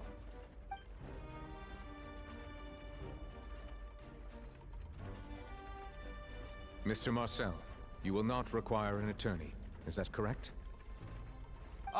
Apologies. It all just happened so quickly. I still haven't figured out what's going on. I think an attorney won't be necessary. This is probably just a misunderstanding between me and Navia. Very well. In that case, since both sides have now arrived, Miss Navia, please present your charges. I would like to take everyone back to 3 years ago, to the case of Callus the Unfaithful. Only through elucidating what really happened in that case can we connect all the dots for the serial disappearances case. Navia, do you really think that I was the one who killed your father? Come on, why would I do that? Callus was my benefactor, and remember both you and I only ran to the scene when we heard the sound of a gun. If that's enough to make me a suspect, wouldn't that make everyone at that banquet a suspect as well? I think there's no point in getting into the specifics right now. The audience doesn't even have the big picture yet. Even I'm struggling to remember some details of that case. Exactly correct, Your Honor. I must refresh everyone's memory about that case before I can explain my charge and reasoning. I see. In which case, I will recount the findings about that case as originally recorded by Maison Gardiennage.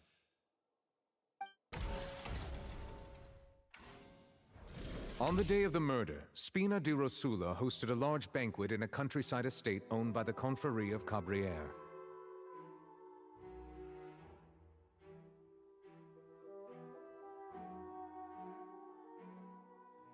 During the banquet, all attending guests heard 2 gunshots from the courtyard.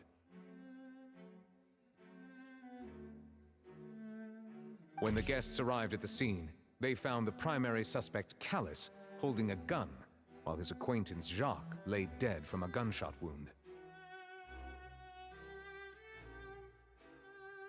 The guards' investigation did not recover any other firearms from the scene.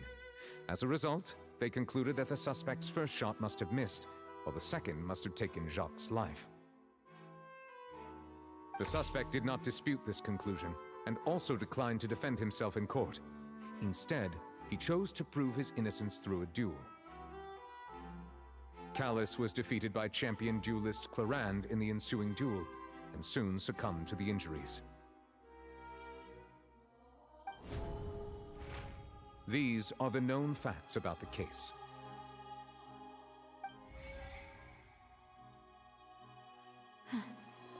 The one with the motive to kill was Jacques, not my father.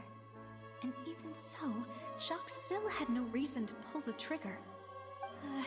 In truth, the third person shot Jacques first, and was shot in turn by my father when my father seized the gun from him. After that, the true culprit turned the third person into water, erasing all traces of him from the scene. Thank you for the summary, Your Honor. Of course, the guard's conclusion appeared quite sensible to us at the time. However, we should revisit the case now that we've gained new information about the abilities of water from the primordial sea.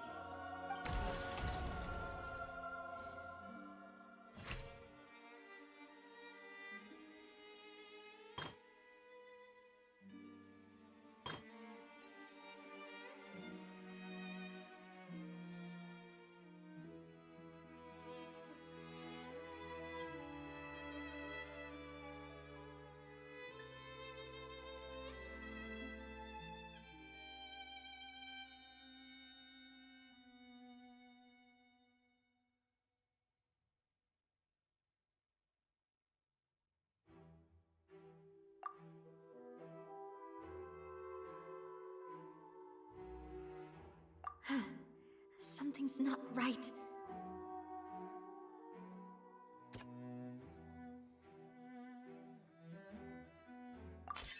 This assassin first shot Jacques, then turned to shoot Callus, only for Callus to wrestle the gun from him and kill him instead.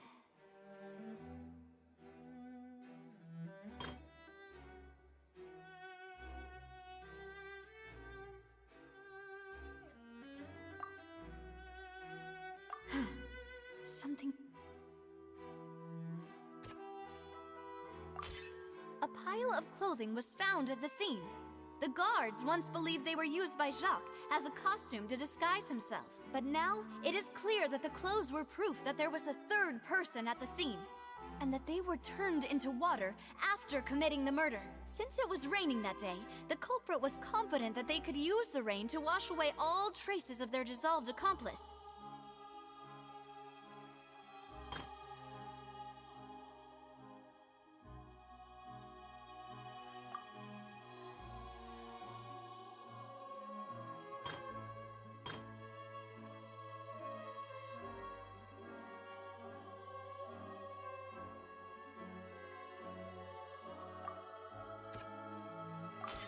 The testimony of the victim's family confirms that Jacques had thoughts of assassinating Callus when he set out for the banquet. However, in the end, he reconsidered, and instead shared everything with Callus, hoping to seek the latter's protection. Unfortunately for Jacques, the true culprit had already considered this possibility, and had sent out another assassin.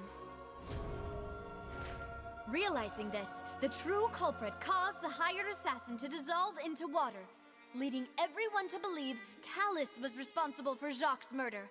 This is the true version of events.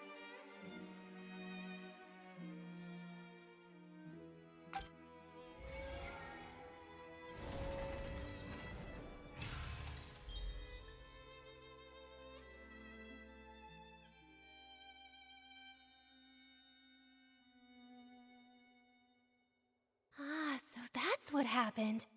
Wait, you're telling me something as dangerous as water from the primordial sea has been used for all these years? What a great theory. It also explains Callus's and Jacques' respective motives. I guess they didn't shoot each other after all. Mr. Marcel, you are the one being charged with the crime. You should provide a rebuttal if you wish to prove your innocence. Ah, but I think I agree with everything Navia just said. In fact, there was nothing in her speech that directly implicated me. Then, may I ask some questions? In my opinion, we primarily need to determine two things. One, do you have the evidence to back up your claims? I'm afraid not. At least not at this very moment. Boo! If you don't have any evidence, you should just go home! I may not have the evidence with me, but I know where I could go to collect it. If we look up the deserted clothes against a record of people who went missing around the same time, we should be able to find a match. Considering the serial disappearances case, the guards probably kept careful records of all missing persons from around that time, regardless of age or gender. That makes sense to me. Monsieur Neuvillette, I would consider this to be a reasonable investigative direction. Why do I feel like Farina's acting a little differently today? Maybe she's scared of embarrassing herself again? Alternatively, she's become more diligent after charging an innocent citizen in the last trial. My second question has to do with the ensuing duel. If the truth is indeed as you described, then why didn't Mr. Callus explain himself in court? If he had testified that a person had been dissolved, he could have at least mounted a defense. I've thought about this too, and the answer is actually pretty simple. He felt there were things that were more important to him. The dissolving power of water from the primordial sea is an important secret for the true culprit of the serial disappearances case. My father could have exposed it for all to see, but he chose to take it to the grave. At that time, Spina di Rosula was in dire straits, and his reputation had already been shattered. He had no guarantee that going forward with the truth would allow the culprit to be brought to justice. What was certain, however, was that it would paint a gigantic target on my back. Boss once told me that Demoiselle had already been selected as the next target of the serial disappearances case. What? If the secret had gotten out, the culprit would have fought an all-out war with Espina right there and then. I wouldn't have been the only one in danger. All of us would have stood to lose our lives.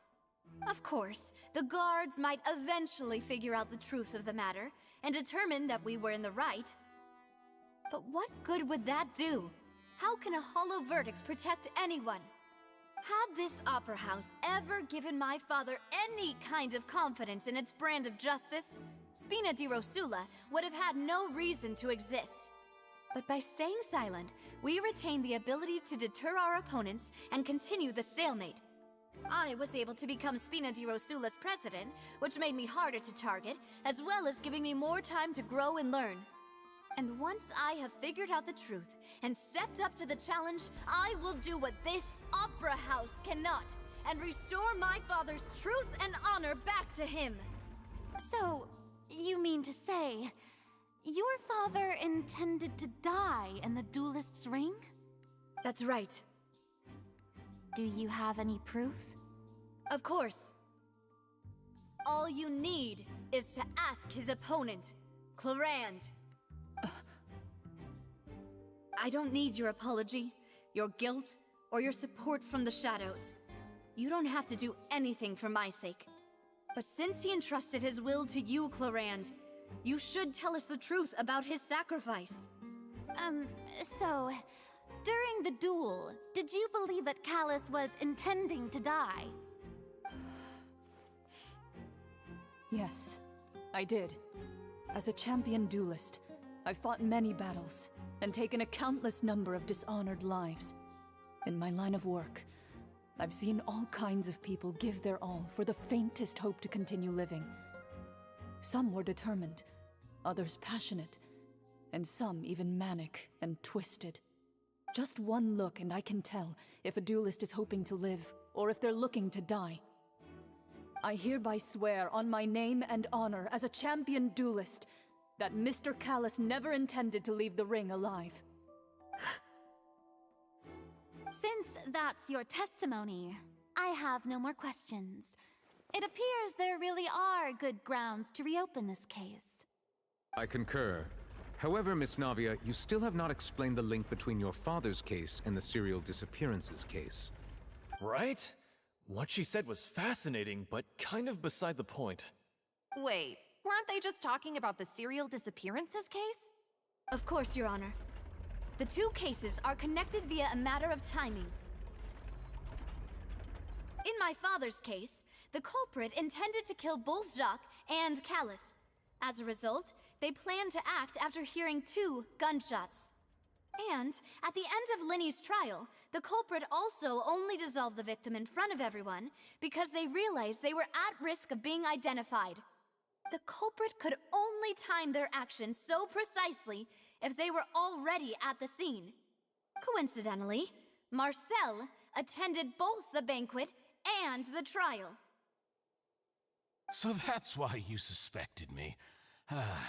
Even after hearing your reasoning, I still can't help but find it a little preposterous. I'm used to it, though. You've always been an impulsive and sentimental child, Navia. It's one of your most endearing traits. No need to appeal to pathos. I won't try to refute your points one by one, but even if everything you just said was true, can you prove that I was the only person present at both events? On top of that, does a person have to be physically present to control the timing? Can't someone remotely monitor the place?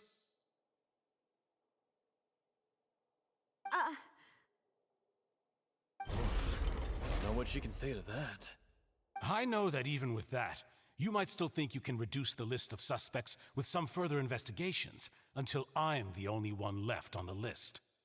Alas, who won't feel at least a little hurt by an accusation of murder from a girl you see as your own daughter? But if I were to dismiss this completely, you'd also think I'm not being considerate of your feelings. Ah well, let Uncle Marcel teach you another lesson. Do you know what the biggest flaw in your reasoning is? I suppose you're gonna tell me anyways.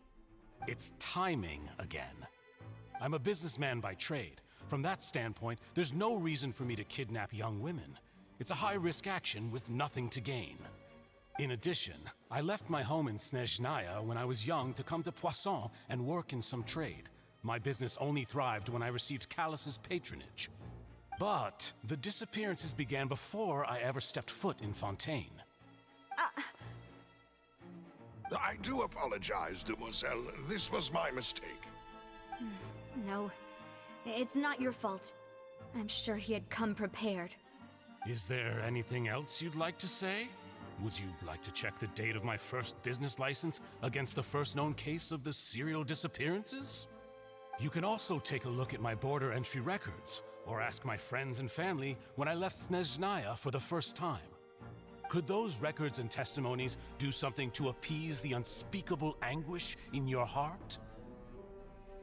Seems like she got the wrong guy. At this rate, Navia will be convicted for falsely accusing him. I think you've done a superb job of dissecting your father's feelings as he neared the end of his life. But aren't you going against all of his wishes and expectations right now?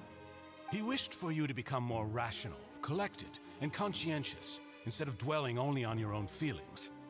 Once you've learned to be more considerate of others' feelings, and to stop rushing headlong into things, you'd have met most of his expectations. This isn't just about me, and it never has been. The biggest difference between me and the rest of the victims is that I still have the ability to search for the truth, while that same agency has long been taken from them. The people whose families were destroyed by synth abuse, the people who lost their loved ones to the serial disappearances, and the people who suffered tragic ends due to their sense of justice. Many people's images are flashing before my eyes. I'm sure some are coming to those of you in the audience as well. And whose image do you see, Marcel? Is it a man named Vache? Oh, so you do know that name. I'm merely surprised you'd suddenly say the name of someone I've never even heard of. I was waiting for you to say that.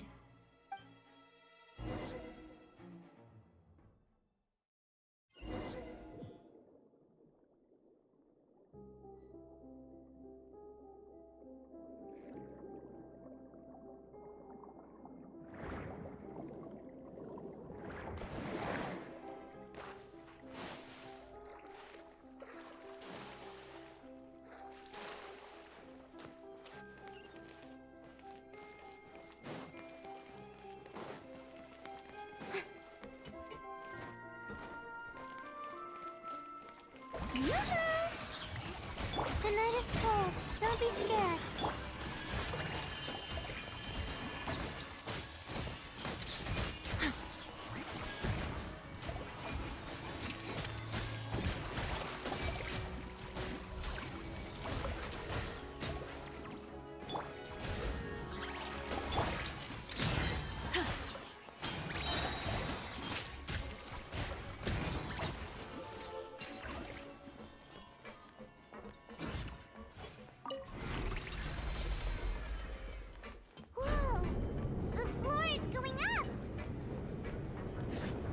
Is it because of this mechanism in the middle? That guy really prepared a lot of stuff for this place.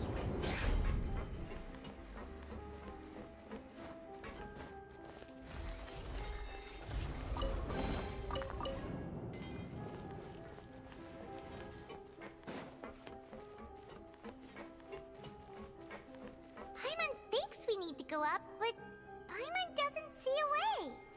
Let's take a look around. Maybe we'll find a hidden mechanism that'll show us the way up.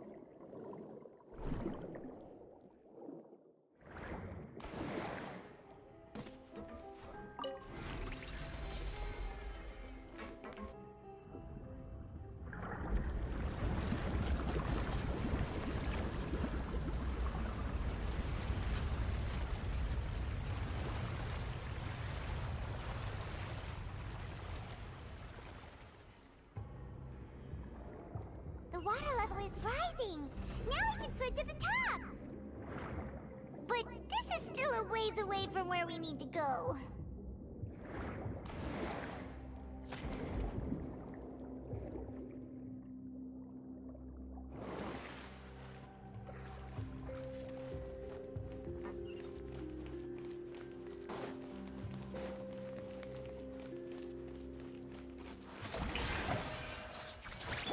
My guiding stars, cold, mine. Say cheese! Hard-hitting exclusive!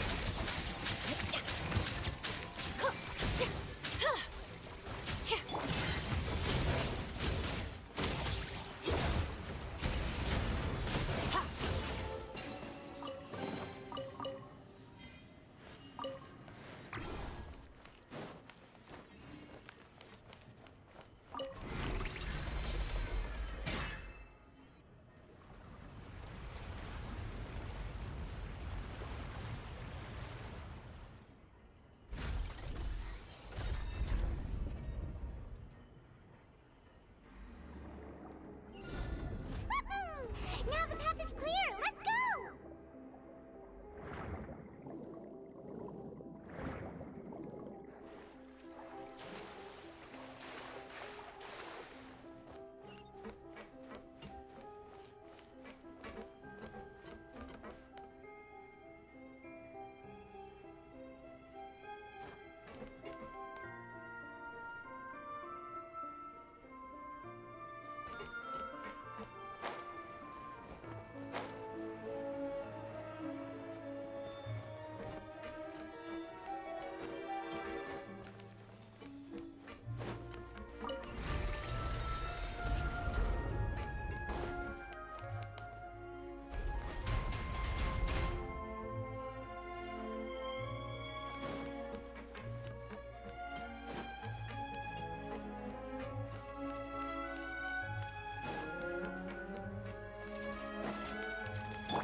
Strike a pose! Not now. Don't be scared. Hold that pose! Merciless. Into the void!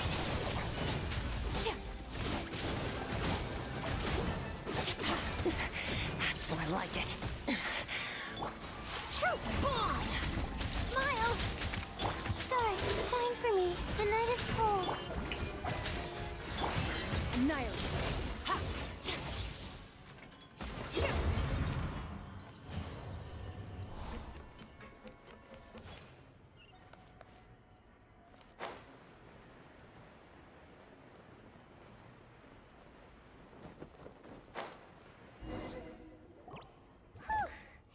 After all that, we finally made it to the innermost sanctum. Though, as expected, the mastermind isn't here. That's right. Then let's hurry up and find some evidence so we can get back to the Opera House and help Navia.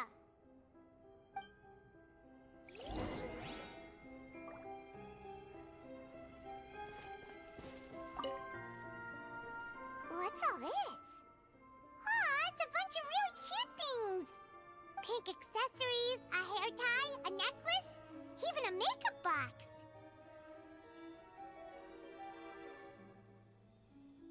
Oh, Paimon sees it too, but why are all these cute things labeled with different girls' names? Huh? You mean the girls from the serial disappearances?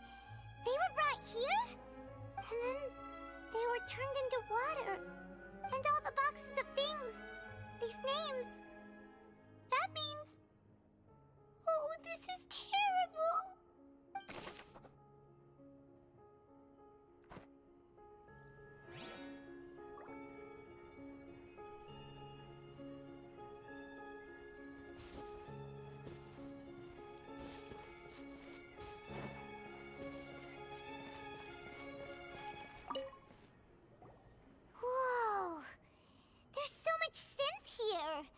And so many bottles of ingredients that probably just contain the waters of the primordial sea. Mixing in progress. Ready to drink? Stock sample? Huh. They've also got all the synth pretty clearly labeled. Whoa, there's even fruit-flavored synth? Yep, it's super obvious.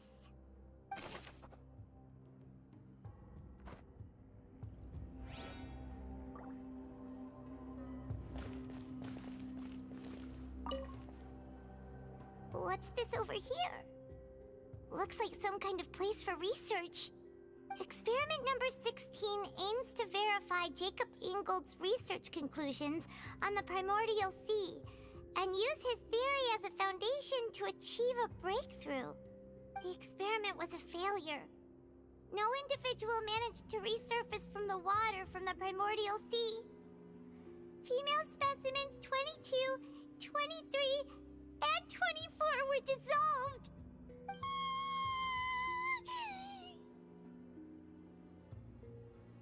Sorry, Traveler. Paimon will try her best. It's just that Paimon's never read something so scary before. How can someone write something that terrible in such a matter-of-fact tone? You read the rest. Paimon's too scared to keep going.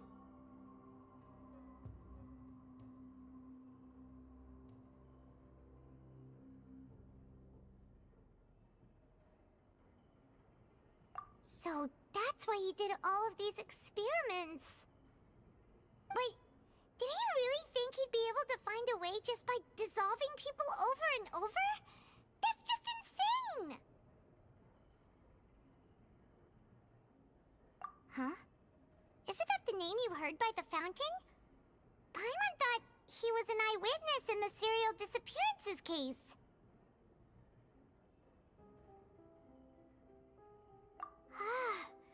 You mean Vache is the one who did all of these... experiments?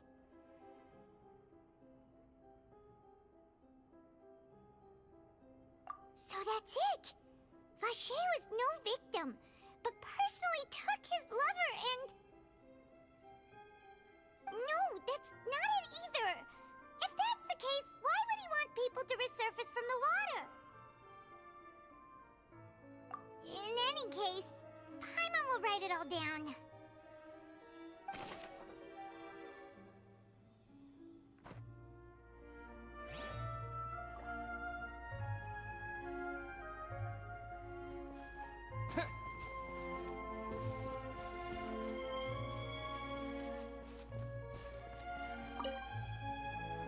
Oh, look! There's an important-looking basin over here, and it's full of water! That means this is where they make all the synth! And that special water is the main ingredient! If you dilute it with normal water, you'll get synth, but the pure stuff can dissolve a human! Paimon will take notes on this incriminating evidence!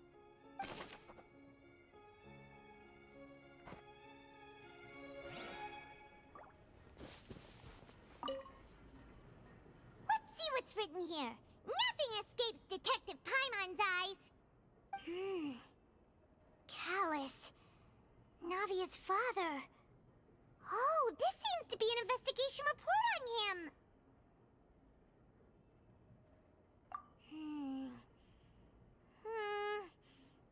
Yep! It's about finding someone to assassinate Jacques and Callus because of a lack of confidence that Jacques himself would go through with it! This should prove the existence of the third person, right? We still have not determined the exact content of the key information Callus has passed on to certain members of his organization. The old dog's a real menace to deal with. Even if he abides by the promise he's made to us, he will still have the upper hand. He can act whenever he wants to make our lives miserable. The only option left is to remove him from the picture entirely. I concur. Let's send someone to kill him. He won't declare war as long as we don't touch Navia. Oh, seems like we've got a bunch of correspondence between the higher-ups.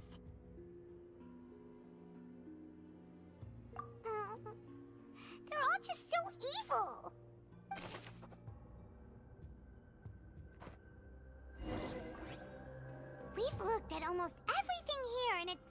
like our theories were spot on, but...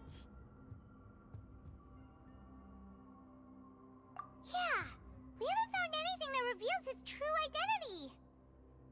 No wonder even Nervalette wasn't able to find anything.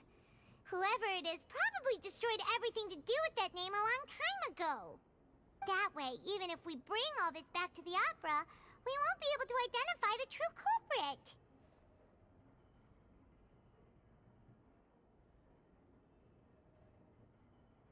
Sure thing. Paimon won't admit defeat to this guy either.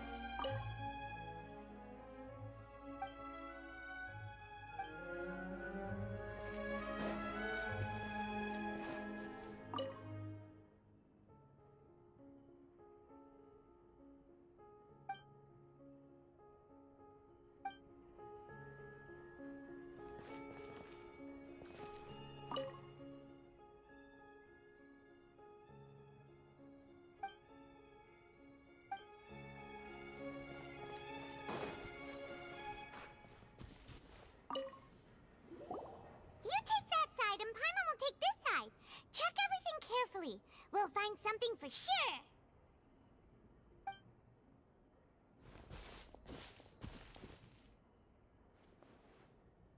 Ugh. Nothing at all. And Paimon can't even find snacks either.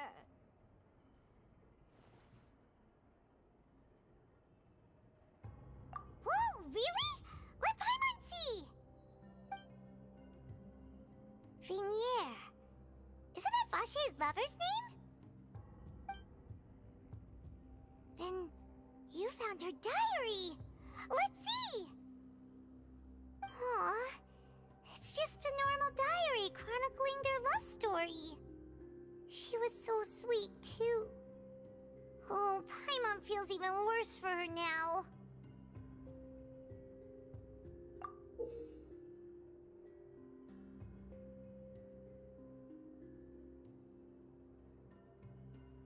So many! A whole page's worth! But they're all crossed out. Was she unhappy with all of them? The final name she decided on was... Marcel. Wait, but Marcel's pretty old. Has this case been going on for so long that he's Vache and Vinier's grown son?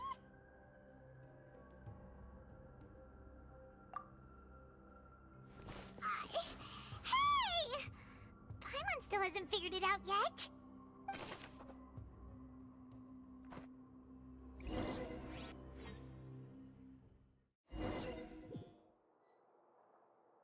And whose image do you see, Marcel? Is it a man named Vache? Huh. Oh, so you do know that name. I'm merely surprised you'd suddenly say the name of someone I've never even heard of. I was waiting for you to say that. Navia! We're back! As expected of my partner. I just knew you'd return in the nick of time. Just how often do you intend to flout the rules of this court? It's all right, Monsieur Nervalette. Given their confidence, I expect they've found the crucial evidence.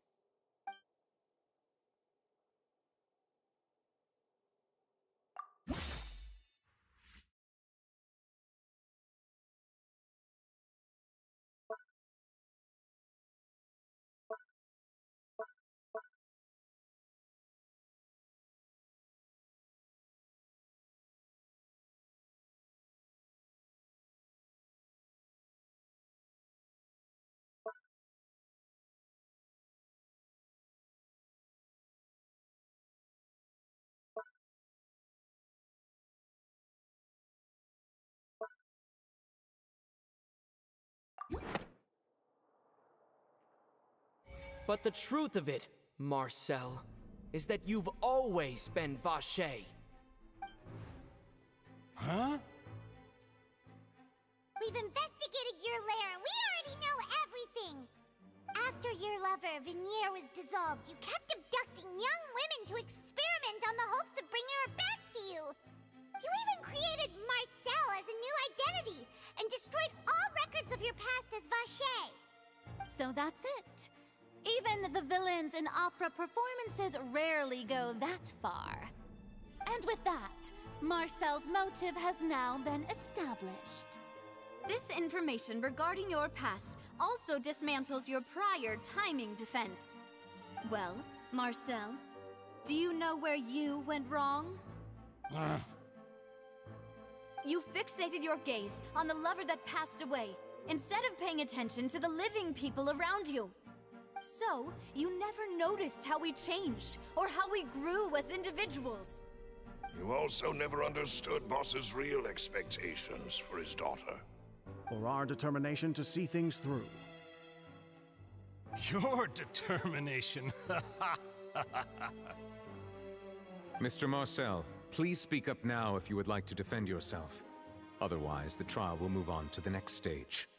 Do you really think I wanted to do any of this? Pay attention to you?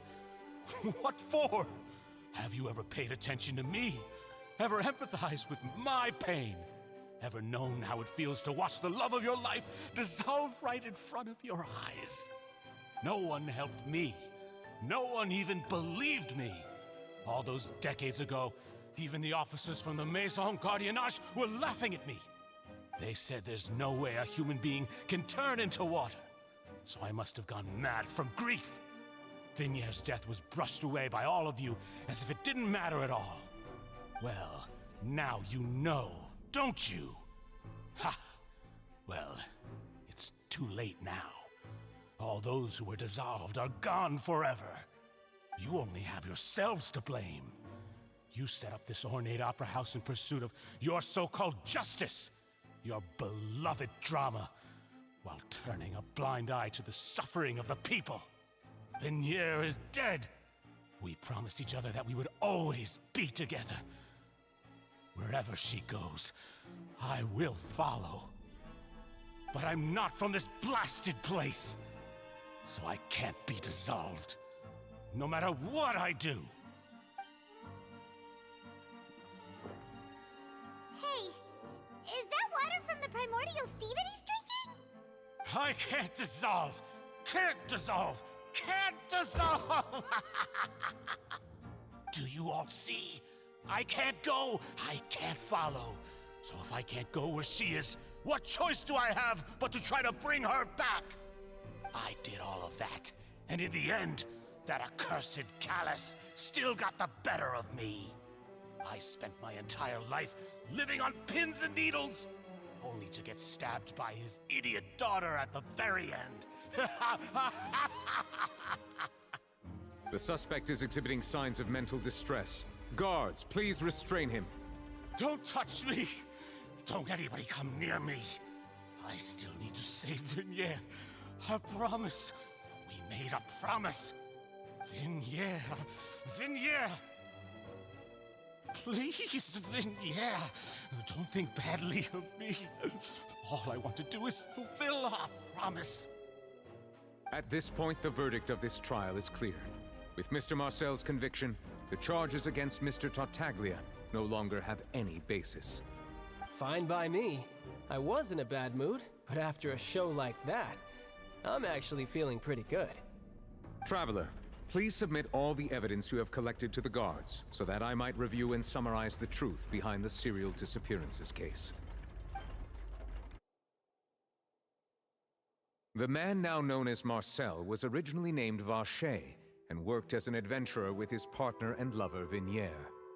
During an underwater expedition, Vinier accidentally came into contact with water from the primordial sea and was dissolved in front of Vache as a result.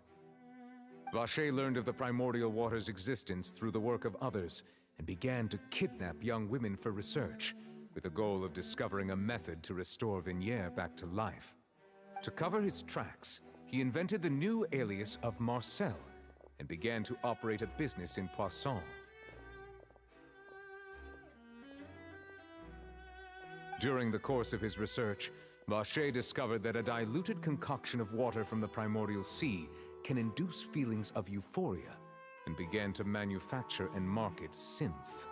However, as he accumulated wealth to fund his continued research and expanded the scope, he came into conflict with Spina di Rosula.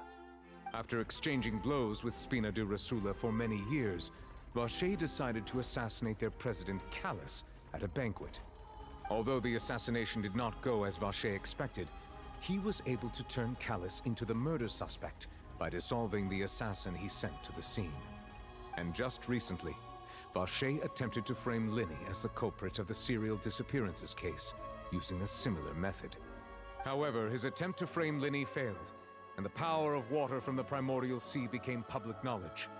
This case also exposed enough of Vacher's machinations that he was eventually successfully charged in court. Thus concludes the enigmatic history of the serial disappearances case, with the truth revealed to all.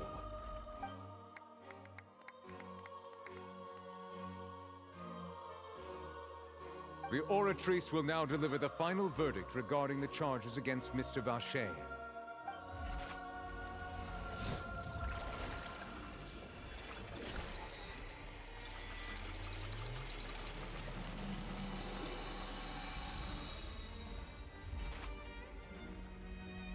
According to the judgment of the Oratrice Mécanique d'Analyse Cardinale, Mr. Vacher is guilty.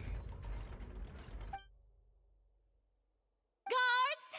Take Vacher away. Good. It's what he deserves. With that, the serial disappearances case is over now. We really just witnessed history. Who would have thought the true culprit would be such a polite and well-spoken guy? Yippee! We helped Navia bring the bad guy to justice! He's hurt so many innocent people and now he's finally getting what he deserves! Huh? Are you okay? Demoiselle, you were absolutely brilliant. The day our late boss had always hoped for has finally come. You can rest easy now, knowing justice has been served. Yeah. Yeah. It's finally over. It's all thanks to you guys. And my partner. See, Papa? Spina di Rosula's still doing well with me at the helm.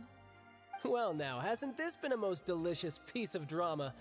The villain has been caught, justice has been served, past wrongs have been righted, and it's a big ol' happy ending.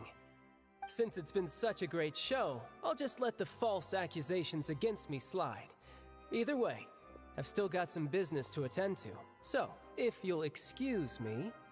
Please wait just one moment, Mr. Tartaglia. What now? None of this has anything to do with me. According to court protocol, since this trial was initiated due to a charge against you, a verdict must also be made regarding the initial charge before the trial can conclude. Oh, come on. Is this really necessary?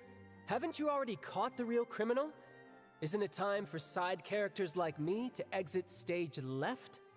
Please respect the laws of Fontaine. This has always been the rule. All right, but this sure is a lot of hassle. All I need to do is stand over there, right? Let's just get this over with. Through evidence presented in the public trial that was just held, it has been established that Mr. Tartaglia has no direct connection to the serial disappearances case.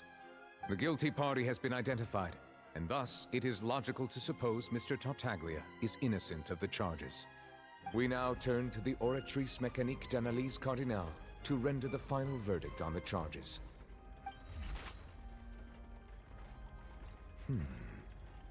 According to the judgment of the Oratrice Mécanique d'Analyse Cardinale, Mr. Tartaglia is guilty. What? Hey! That's not funny! Didn't you just say I'm supposed to be innocent? What's with this verdict? Is your justice machine malfunctioning? Huh? This has never happened before. The Oratrice actually returned a different verdict from the Chief Justice. I mean, have you ever heard of an innocent Fatui Harbinger? Do you think the Oratrice might have just convicted him on general principle? But weren't the charges about the serial disappearances case? No matter what else he's guilty of, it shouldn't affect the verdict in this case, right? The judgment of the Oratrice Mécanique d'Analyse Cardinal is, by law, the final verdict of the court.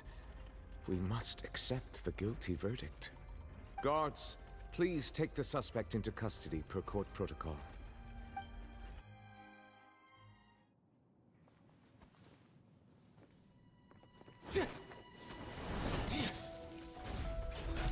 So this is how justice is done in Fontaine.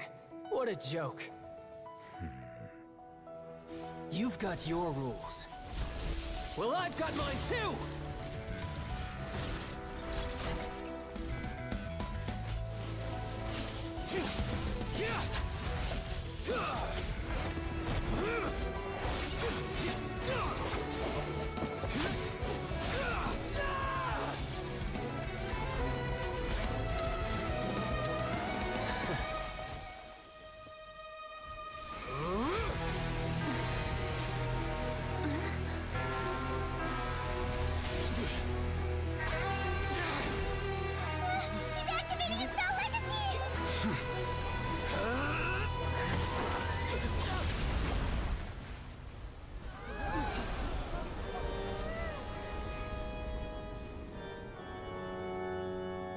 I am sorry. If you have been wronged, we will find the truth. But the rules of the court must be upheld.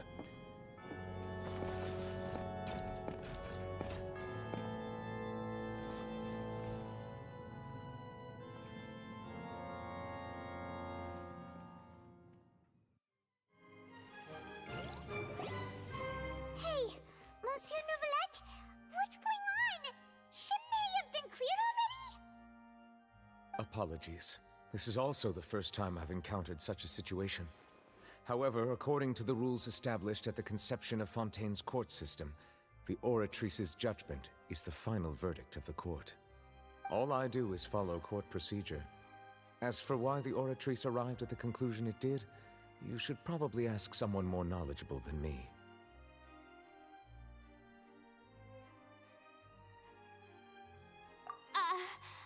Why are you looking at me? I had nothing to do with it! I don't know what happened there either! Hey, stop staring at me!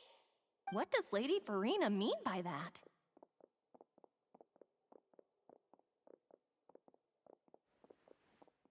She says she has no idea either? But that's impossible. Didn't she create the Oratrice herself? Yeah, so are the verdicts reliable or not? Can results like this really be called justice?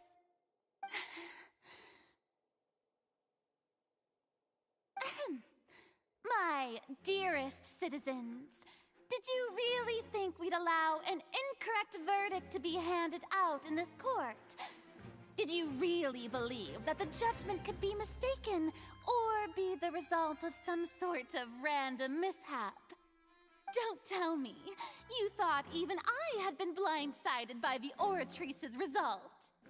But the way she looked just now, it was pretty obvious she had no idea what was going on. However, given the state of things, I shall give you an explanation. Everything that just took place, including my supposed shock and bafflement, was a part of an elaborate performance, with every action meant to stir up drama and excitement. And, of course, for every performance, there is a script. Everything has unfolded exactly as I expected from the very beginning. As the embodiment of the very concept of justice, the Oratrice shall never render an arbitrary judgment! If you thought Child had nothing to do with the serial disappearances case, it is only because you've been blinded by the superficial appearance of innocence.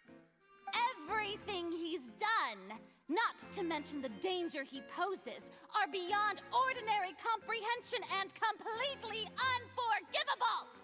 All shall be revealed in time. You will come to understand my noble intentions, as well as the absolute correctness of the oratrice's verdict.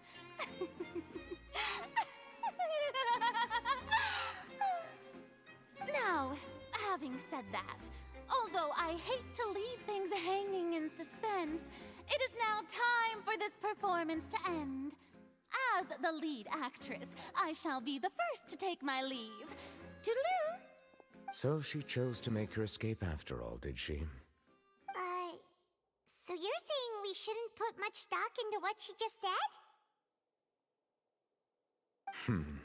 She probably just put on that performance to save face. As for the truth, it's unlikely that she actually has any idea. However, please be assured that I will continue to investigate this case in a personal capacity. Just as I promised, if the judgment has been incorrect, we will do our utmost to clear his name. All right. Even though we feel pretty badly for him, we'll take your word for it for now. After all, he's done plenty of bad stuff, so he should have known he'd go to prison someday, right?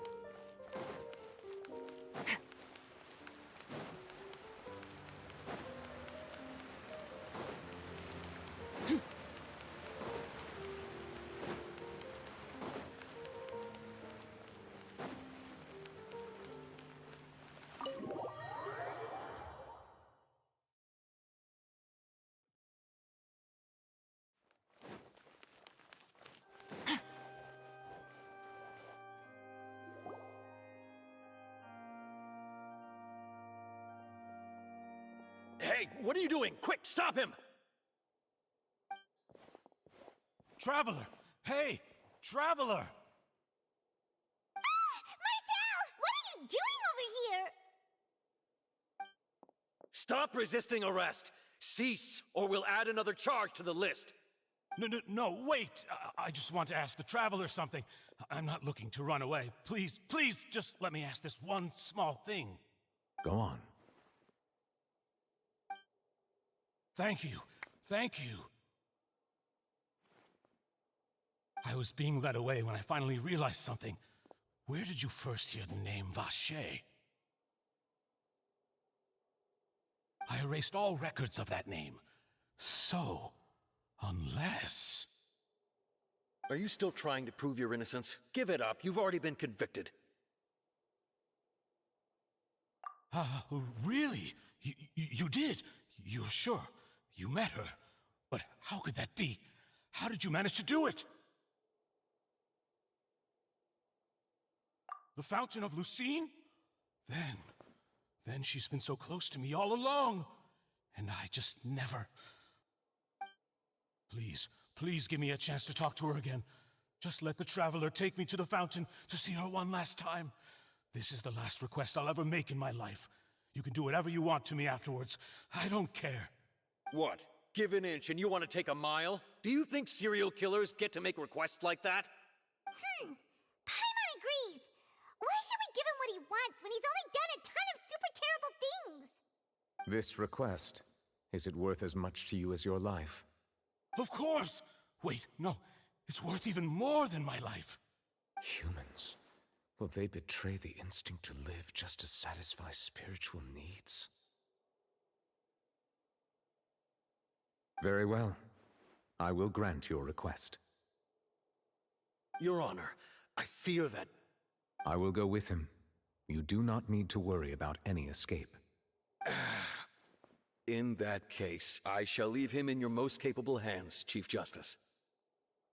Thank you. Thank you, Your Honor.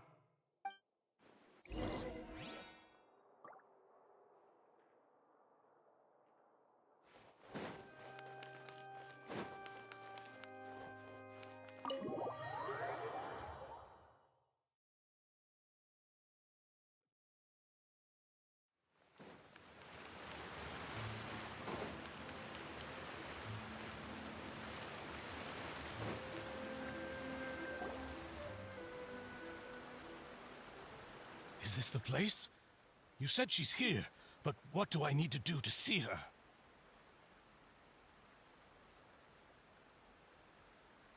Yeah, and even Paimon could hear her after drinking that thing. Didn't you just drink a lot of it on the stage as well? Oh, in that case... Vache! Ah! Yes, that's it! So you heard it too! Vignier, it's me! It's me, Vache! Vache? Vache? I'm here! I'm here! Where are you, Vignier? I'm coming for you. I'm finally here for you. Hey, wait! Be careful! Hey,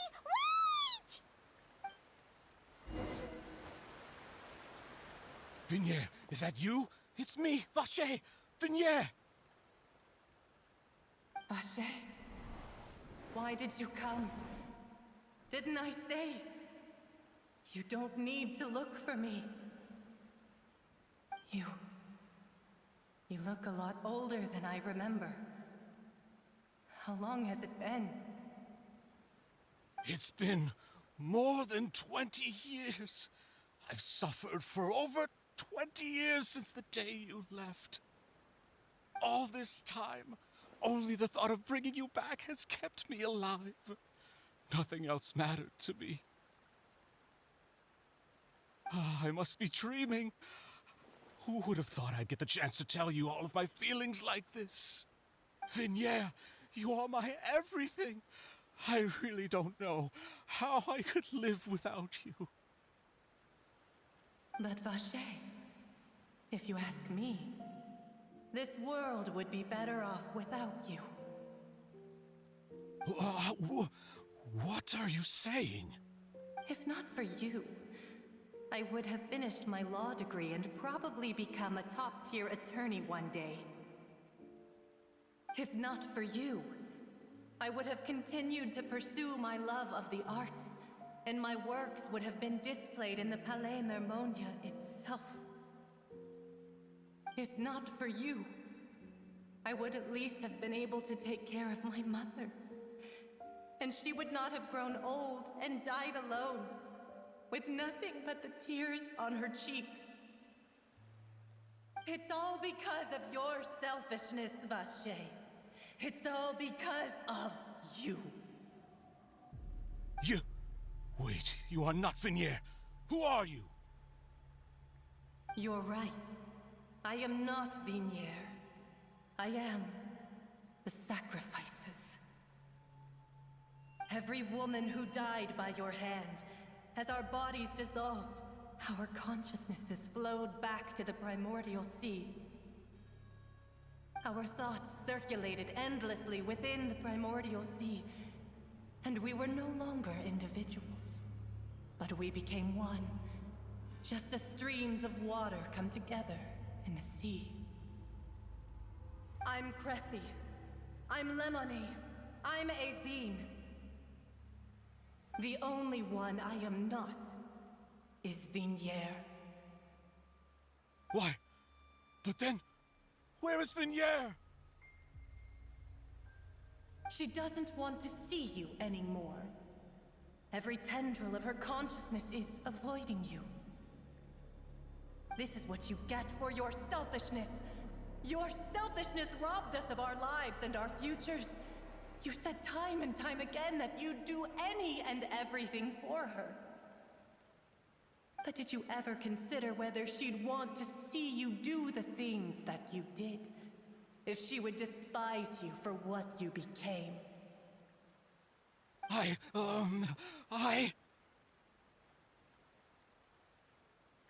You are a liar, a heartless murderer, and a cowardly narcissist. The only thing you are not is Vigniere's beloved.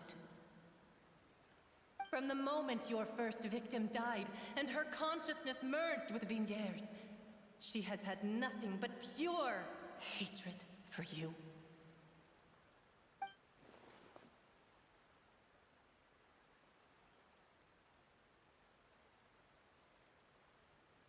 No! Vinyere! She can't hate me. Let me see her, please. Have mercy. You still don't understand. When I said don't look for me, that came from the real Vigniere. She really doesn't want to see you anymore. But on top of that, she also said that because it's her final drop of pity for you. She said that because she knew that if you did come here, we will show no mercy to you. Vache. Vache? Vache. Vache. Vache. Vache. Drown.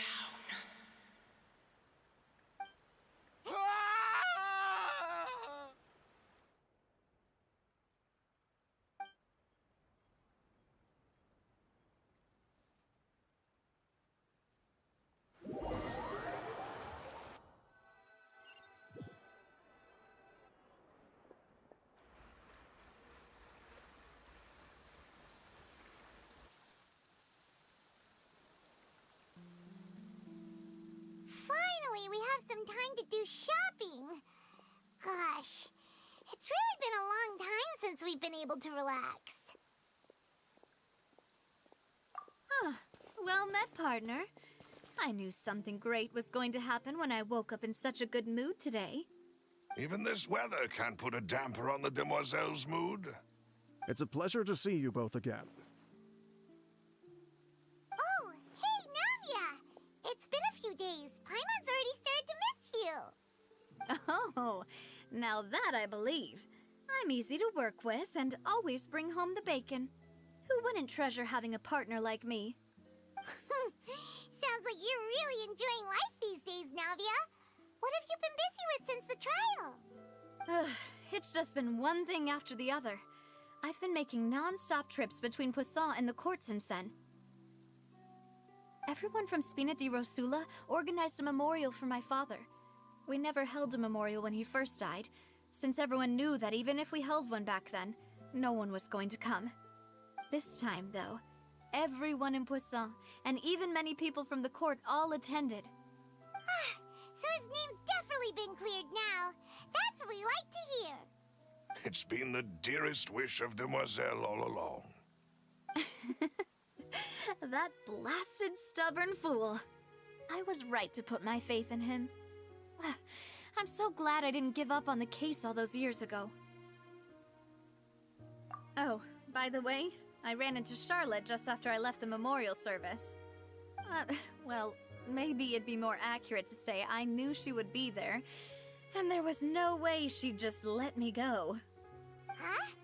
So you know Charlotte too? The Charlotte? Journalist from the Steambird? Yeah, way back when I first became the president of the Spina di Rosula, she was all over me. Wouldn't take no for an answer. I believe the story was called The True Heart of Darkness, Secret Tales of the Yellow Rose. To be fair, though, it was a really flattering feature. So, we've been on pretty good terms ever since. She was trying to lean on our friendship to get me to do an exclusive piece on the serial disappearances case. Oh yeah, she told us about that. She's always been super interested in that case, so now her wish has finally come true too. Anyway, I told her to make sure that when she writes about you guys entering the opera house with the critical evidence, that you both sound really cool. Now that's another thing to look forward to. We trust Charlotte's skills with a pen for sure. Oh, and in other news, I also took Clarande out for a meal. Oh, are you two on better terms now? While you were investigating Vache's headquarters, Clorinde gave testimony on my father's behalf. It was thanks to her that we were able to turn the tide. I wanted to thank her. I mean, there's also no point in being awkward all the time, so we took the chance to reconcile with each other. Oh, that's great! Paimon also thought Clorinde wasn't actually a bad person. It's always good to have more friends. Anyway, now that the case has finally been solved, perhaps it will slowly begin to fade from the public consciousness. Oh, actually, there's still one last thing I need to do. What is it? I should pay a visit to my father's grave, and tell him the truth of what happened, as well as how it all ended. And on top of that, just how much people still look up to him, to this day. That includes me, too. Miss Navia. Indeed. We want to go too! We also think Callus is a really admirable person. Sure thing. I'd like you two to share the moment with me. After all, without you, there might not have been such a positive ending. And in that case, everyone, let's be off. Considering the recent weather, we'll be lucky if we can reach Poisson before dark. Yeah, you're right. It's been raining non-stop for a few days now.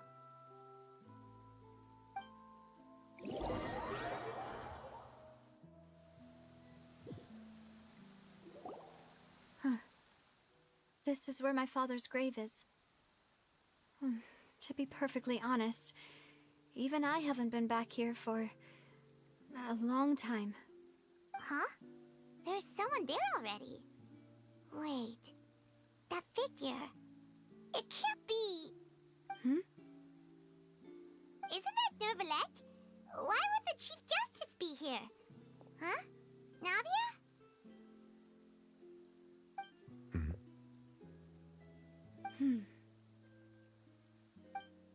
My apologies. I should have asked before coming to pay my respects. Don't say that. Sorry about that. Oh, I was trying to say there's no need for you to apologize. I wanted to show my father how much I've grown, but still, I doubt I've grown to the point that even the Chief Justice would feel compelled to apologize to me over and over. In that case, I will stop apologizing for now. You really could use some pointers on understanding human emotions, Monsieur Neuvillette. In any case, why did you come to Poisson? Well, ever since that day, I've been turning a question over and over in my head. Just what is justice anyway? There was once a time when I didn't want to believe that there could be anything more important to humans than life itself. Oh, rather than that, it's probably more truthful to say I didn't believe humans were capable of resisting the most basic instinct of living things. That they could rebel against their own nature, or consider certain things to be more important than their own lives. Which is also why I didn't stop your father from beginning that fateful duel. I believed that a truly innocent man would never throw away his life like that. That there was nothing, should have been nothing more important than one's own continued survival. But Mr. Callus proved me utterly and decisively wrong. If not for his sacrifice, the serial disappearances case would have remained unsolved to this day. Mr. Callus made the choice he did for his daughter, for his associates, and for many people completely unrelated to him. And in the end, from a certain perspective, one could say that he did it all for the sake of justice. A justice that's higher than life itself. So, you asked me why I came here. I just wanted to say my apologies to Mr. Callus in person. I should have noticed all of this much sooner. This regret has filled me with a sadness that has haunted me for days. That high and mighty chair in the Opera Epiclese indeed insulates one from many important things. Spina di Rosula, thank you so much for your hard work and perseverance. I'm sorry for being mad at you before. So, you're actually one of those types that's cold on the outside, but pretty thoughtful on the inside, huh? That reminds me of Silver, one of my guys. Sorry about that. Self-expression is not one of my strong suits. Didn't I just say you don't need to apologize? Ah, so Navia and Neuvillette seem to have made their peace as well. Let's not disturb them for now. We can wait till after they're done.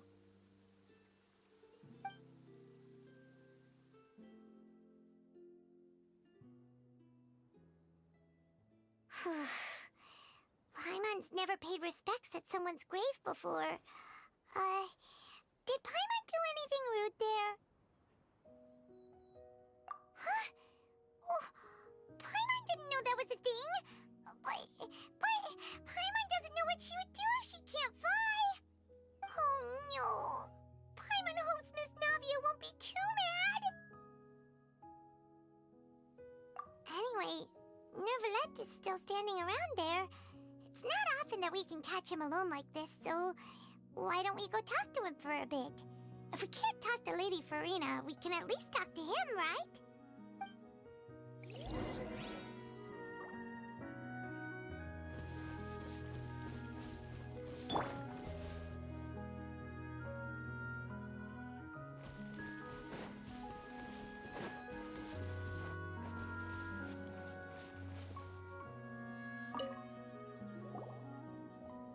Oh, it's you two. Did Miss Navia invite you to come pay your respects to her father? Mm-hmm. We ran into Navia on the streets today, so we just followed her here. I see. Then is there something that I can help you with? Well, it's pretty hard to run into you like this, since you're usually super busy. So we figured we could try to ask you a few questions, if that's okay. Please feel free. Though outsiders, you helped us solve one of the greatest mysteries in Fontaine, and it would be my pleasure to return the favor. So, at court, the bad guys referred to that special water as water from the primordial sea, but what is it really? Truthfully, that name is already quite accurate. I can only surmise that Vacher and his ilk only learned of its nature and existence after extensive research. There used to be a special sea on the surface of this planet. The nature of its seawater was rather different from that of the sea we know today. Most of Tevat's life forms were first born in that special sea. You could say it nurtured much of the life on this planet. Huh. So it really was where everything began. It makes sense to call it primordial then. But today, the primordial sea no longer exists on the planet's surface. What Vacher discovered must have been some kind of special case, or a remnant from a truly ancient age. Huh. So that's how it is. Oh, you really know everything, Monsieur Neuvillette. But if that's the case, then why would people, at least people from Fontaine, dissolve in that kind of water? Indeed. Why would the primordial sea, which was known to engender and nurture life, suddenly reverse itself and devour life instead? To be frank, that also doesn't match my understanding of this world and its laws.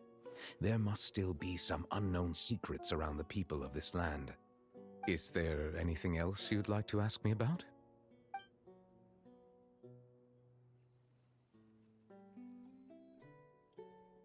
That the sea levels will rise and everyone will be dissolved in water, leaving Farina crying alone on her throne, but the sins of the people will be finally washed away for good. Does that appropriately summarize the version you've heard? That's right! It was Linny that told us back then. And that about covers all the main points. Yes, up to the present, I think we reached a point where we have no choice but to confront this prophecy directly. Rumors have it that this prophecy is rooted in the last words the former Hydro Archon left to the world before she passed away. A prophecy? Of the former Hydro Archon? Wow. This is the first time that we've ever heard of it. 2 parts of the prophecy have already proven correct. The rising sea levels and the ability of the people of Fontaine to be dissolved. We should be more vigilant. and stay on the watch for further signs. Speaking of the prophecy, Farina has also always taken it quite seriously. Indeed, she has been collecting information and intelligence from across Tevat for this purpose. If the rumors were true, then perhaps this prophecy is the conundrum left to Farina by her predecessor.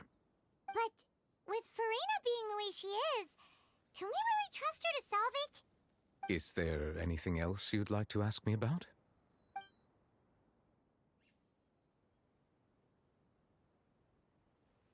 My apologies. My investigation has still not reached its conclusion. However, I still believe the judgment of the Oratrice was not rendered arbitrarily.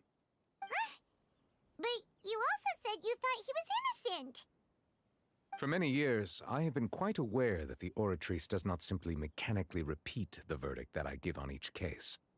As a divinely created mechanism, the people's unified faith in the concept of justice is integrated into it. Not only can it produce the incredible power of indemnitium, but it likely also possesses other traits, such as self-awareness.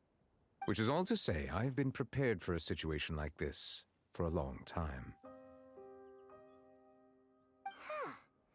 So when Lenny told us that he heard a human voice from the room where the Oratrice's core is stored... I was not aware such a thing had occurred. Perhaps that could serve to prove my conjecture. I will add that to the list of items to investigate. In any case, I am inclined to believe that the Oratrice does have a methodology all its own. We just do not have enough information. Based on Farina's reaction, I doubt even she had any idea what was going on. She managed to bluff her way through it, though, with her time-tested twin tricks of bravado and drama. While we do intend to get to the bottom of this, for now, we regret to say that the Fatui Harbinger will just have to bide his time in the fortress of Meripede. If we did incorrectly convict him of crimes he did not commit, we will most certainly compensate him to the fullest extent allowed by the law. If you ask Paimon, the only compensation he'll want is a no-holds-barred fight with you. Is there anything else you'd like to ask me about? Your sibling, another blonde-haired traveler. I'm sorry, but I've never seen anyone who matches that description. If she ever stepped foot in Fontaine, I'm sure she followed our laws to the letter, and had no reason to appear on the stage of the opera Epiclese. Is there anything else you'd like to ask me about?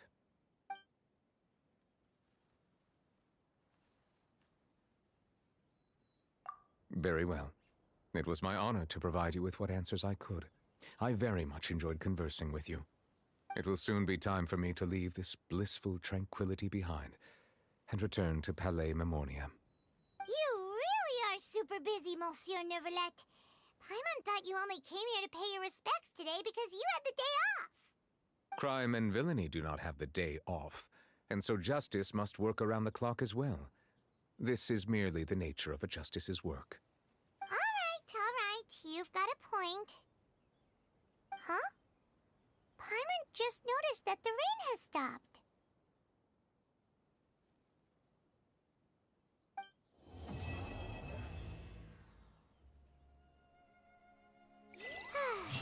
You know, we've been walking around for a while now. Why don't we go back to the Spina di Rosula base in the court of Fontaine and have a rest? Navia said something about having a place ready for us there, didn't she? Come on, let's go!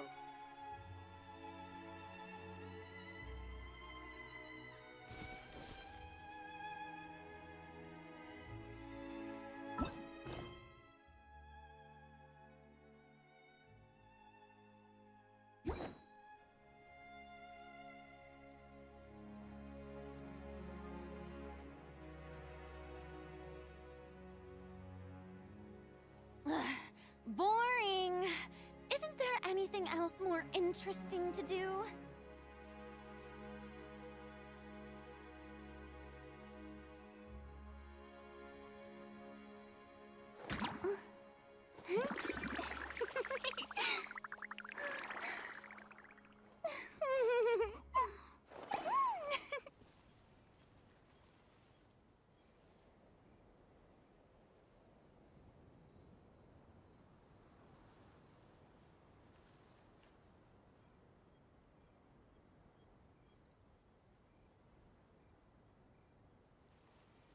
Tea parties are a must for the well-mannered. If you'd like to learn the proper etiquette, I'd be happy to teach you.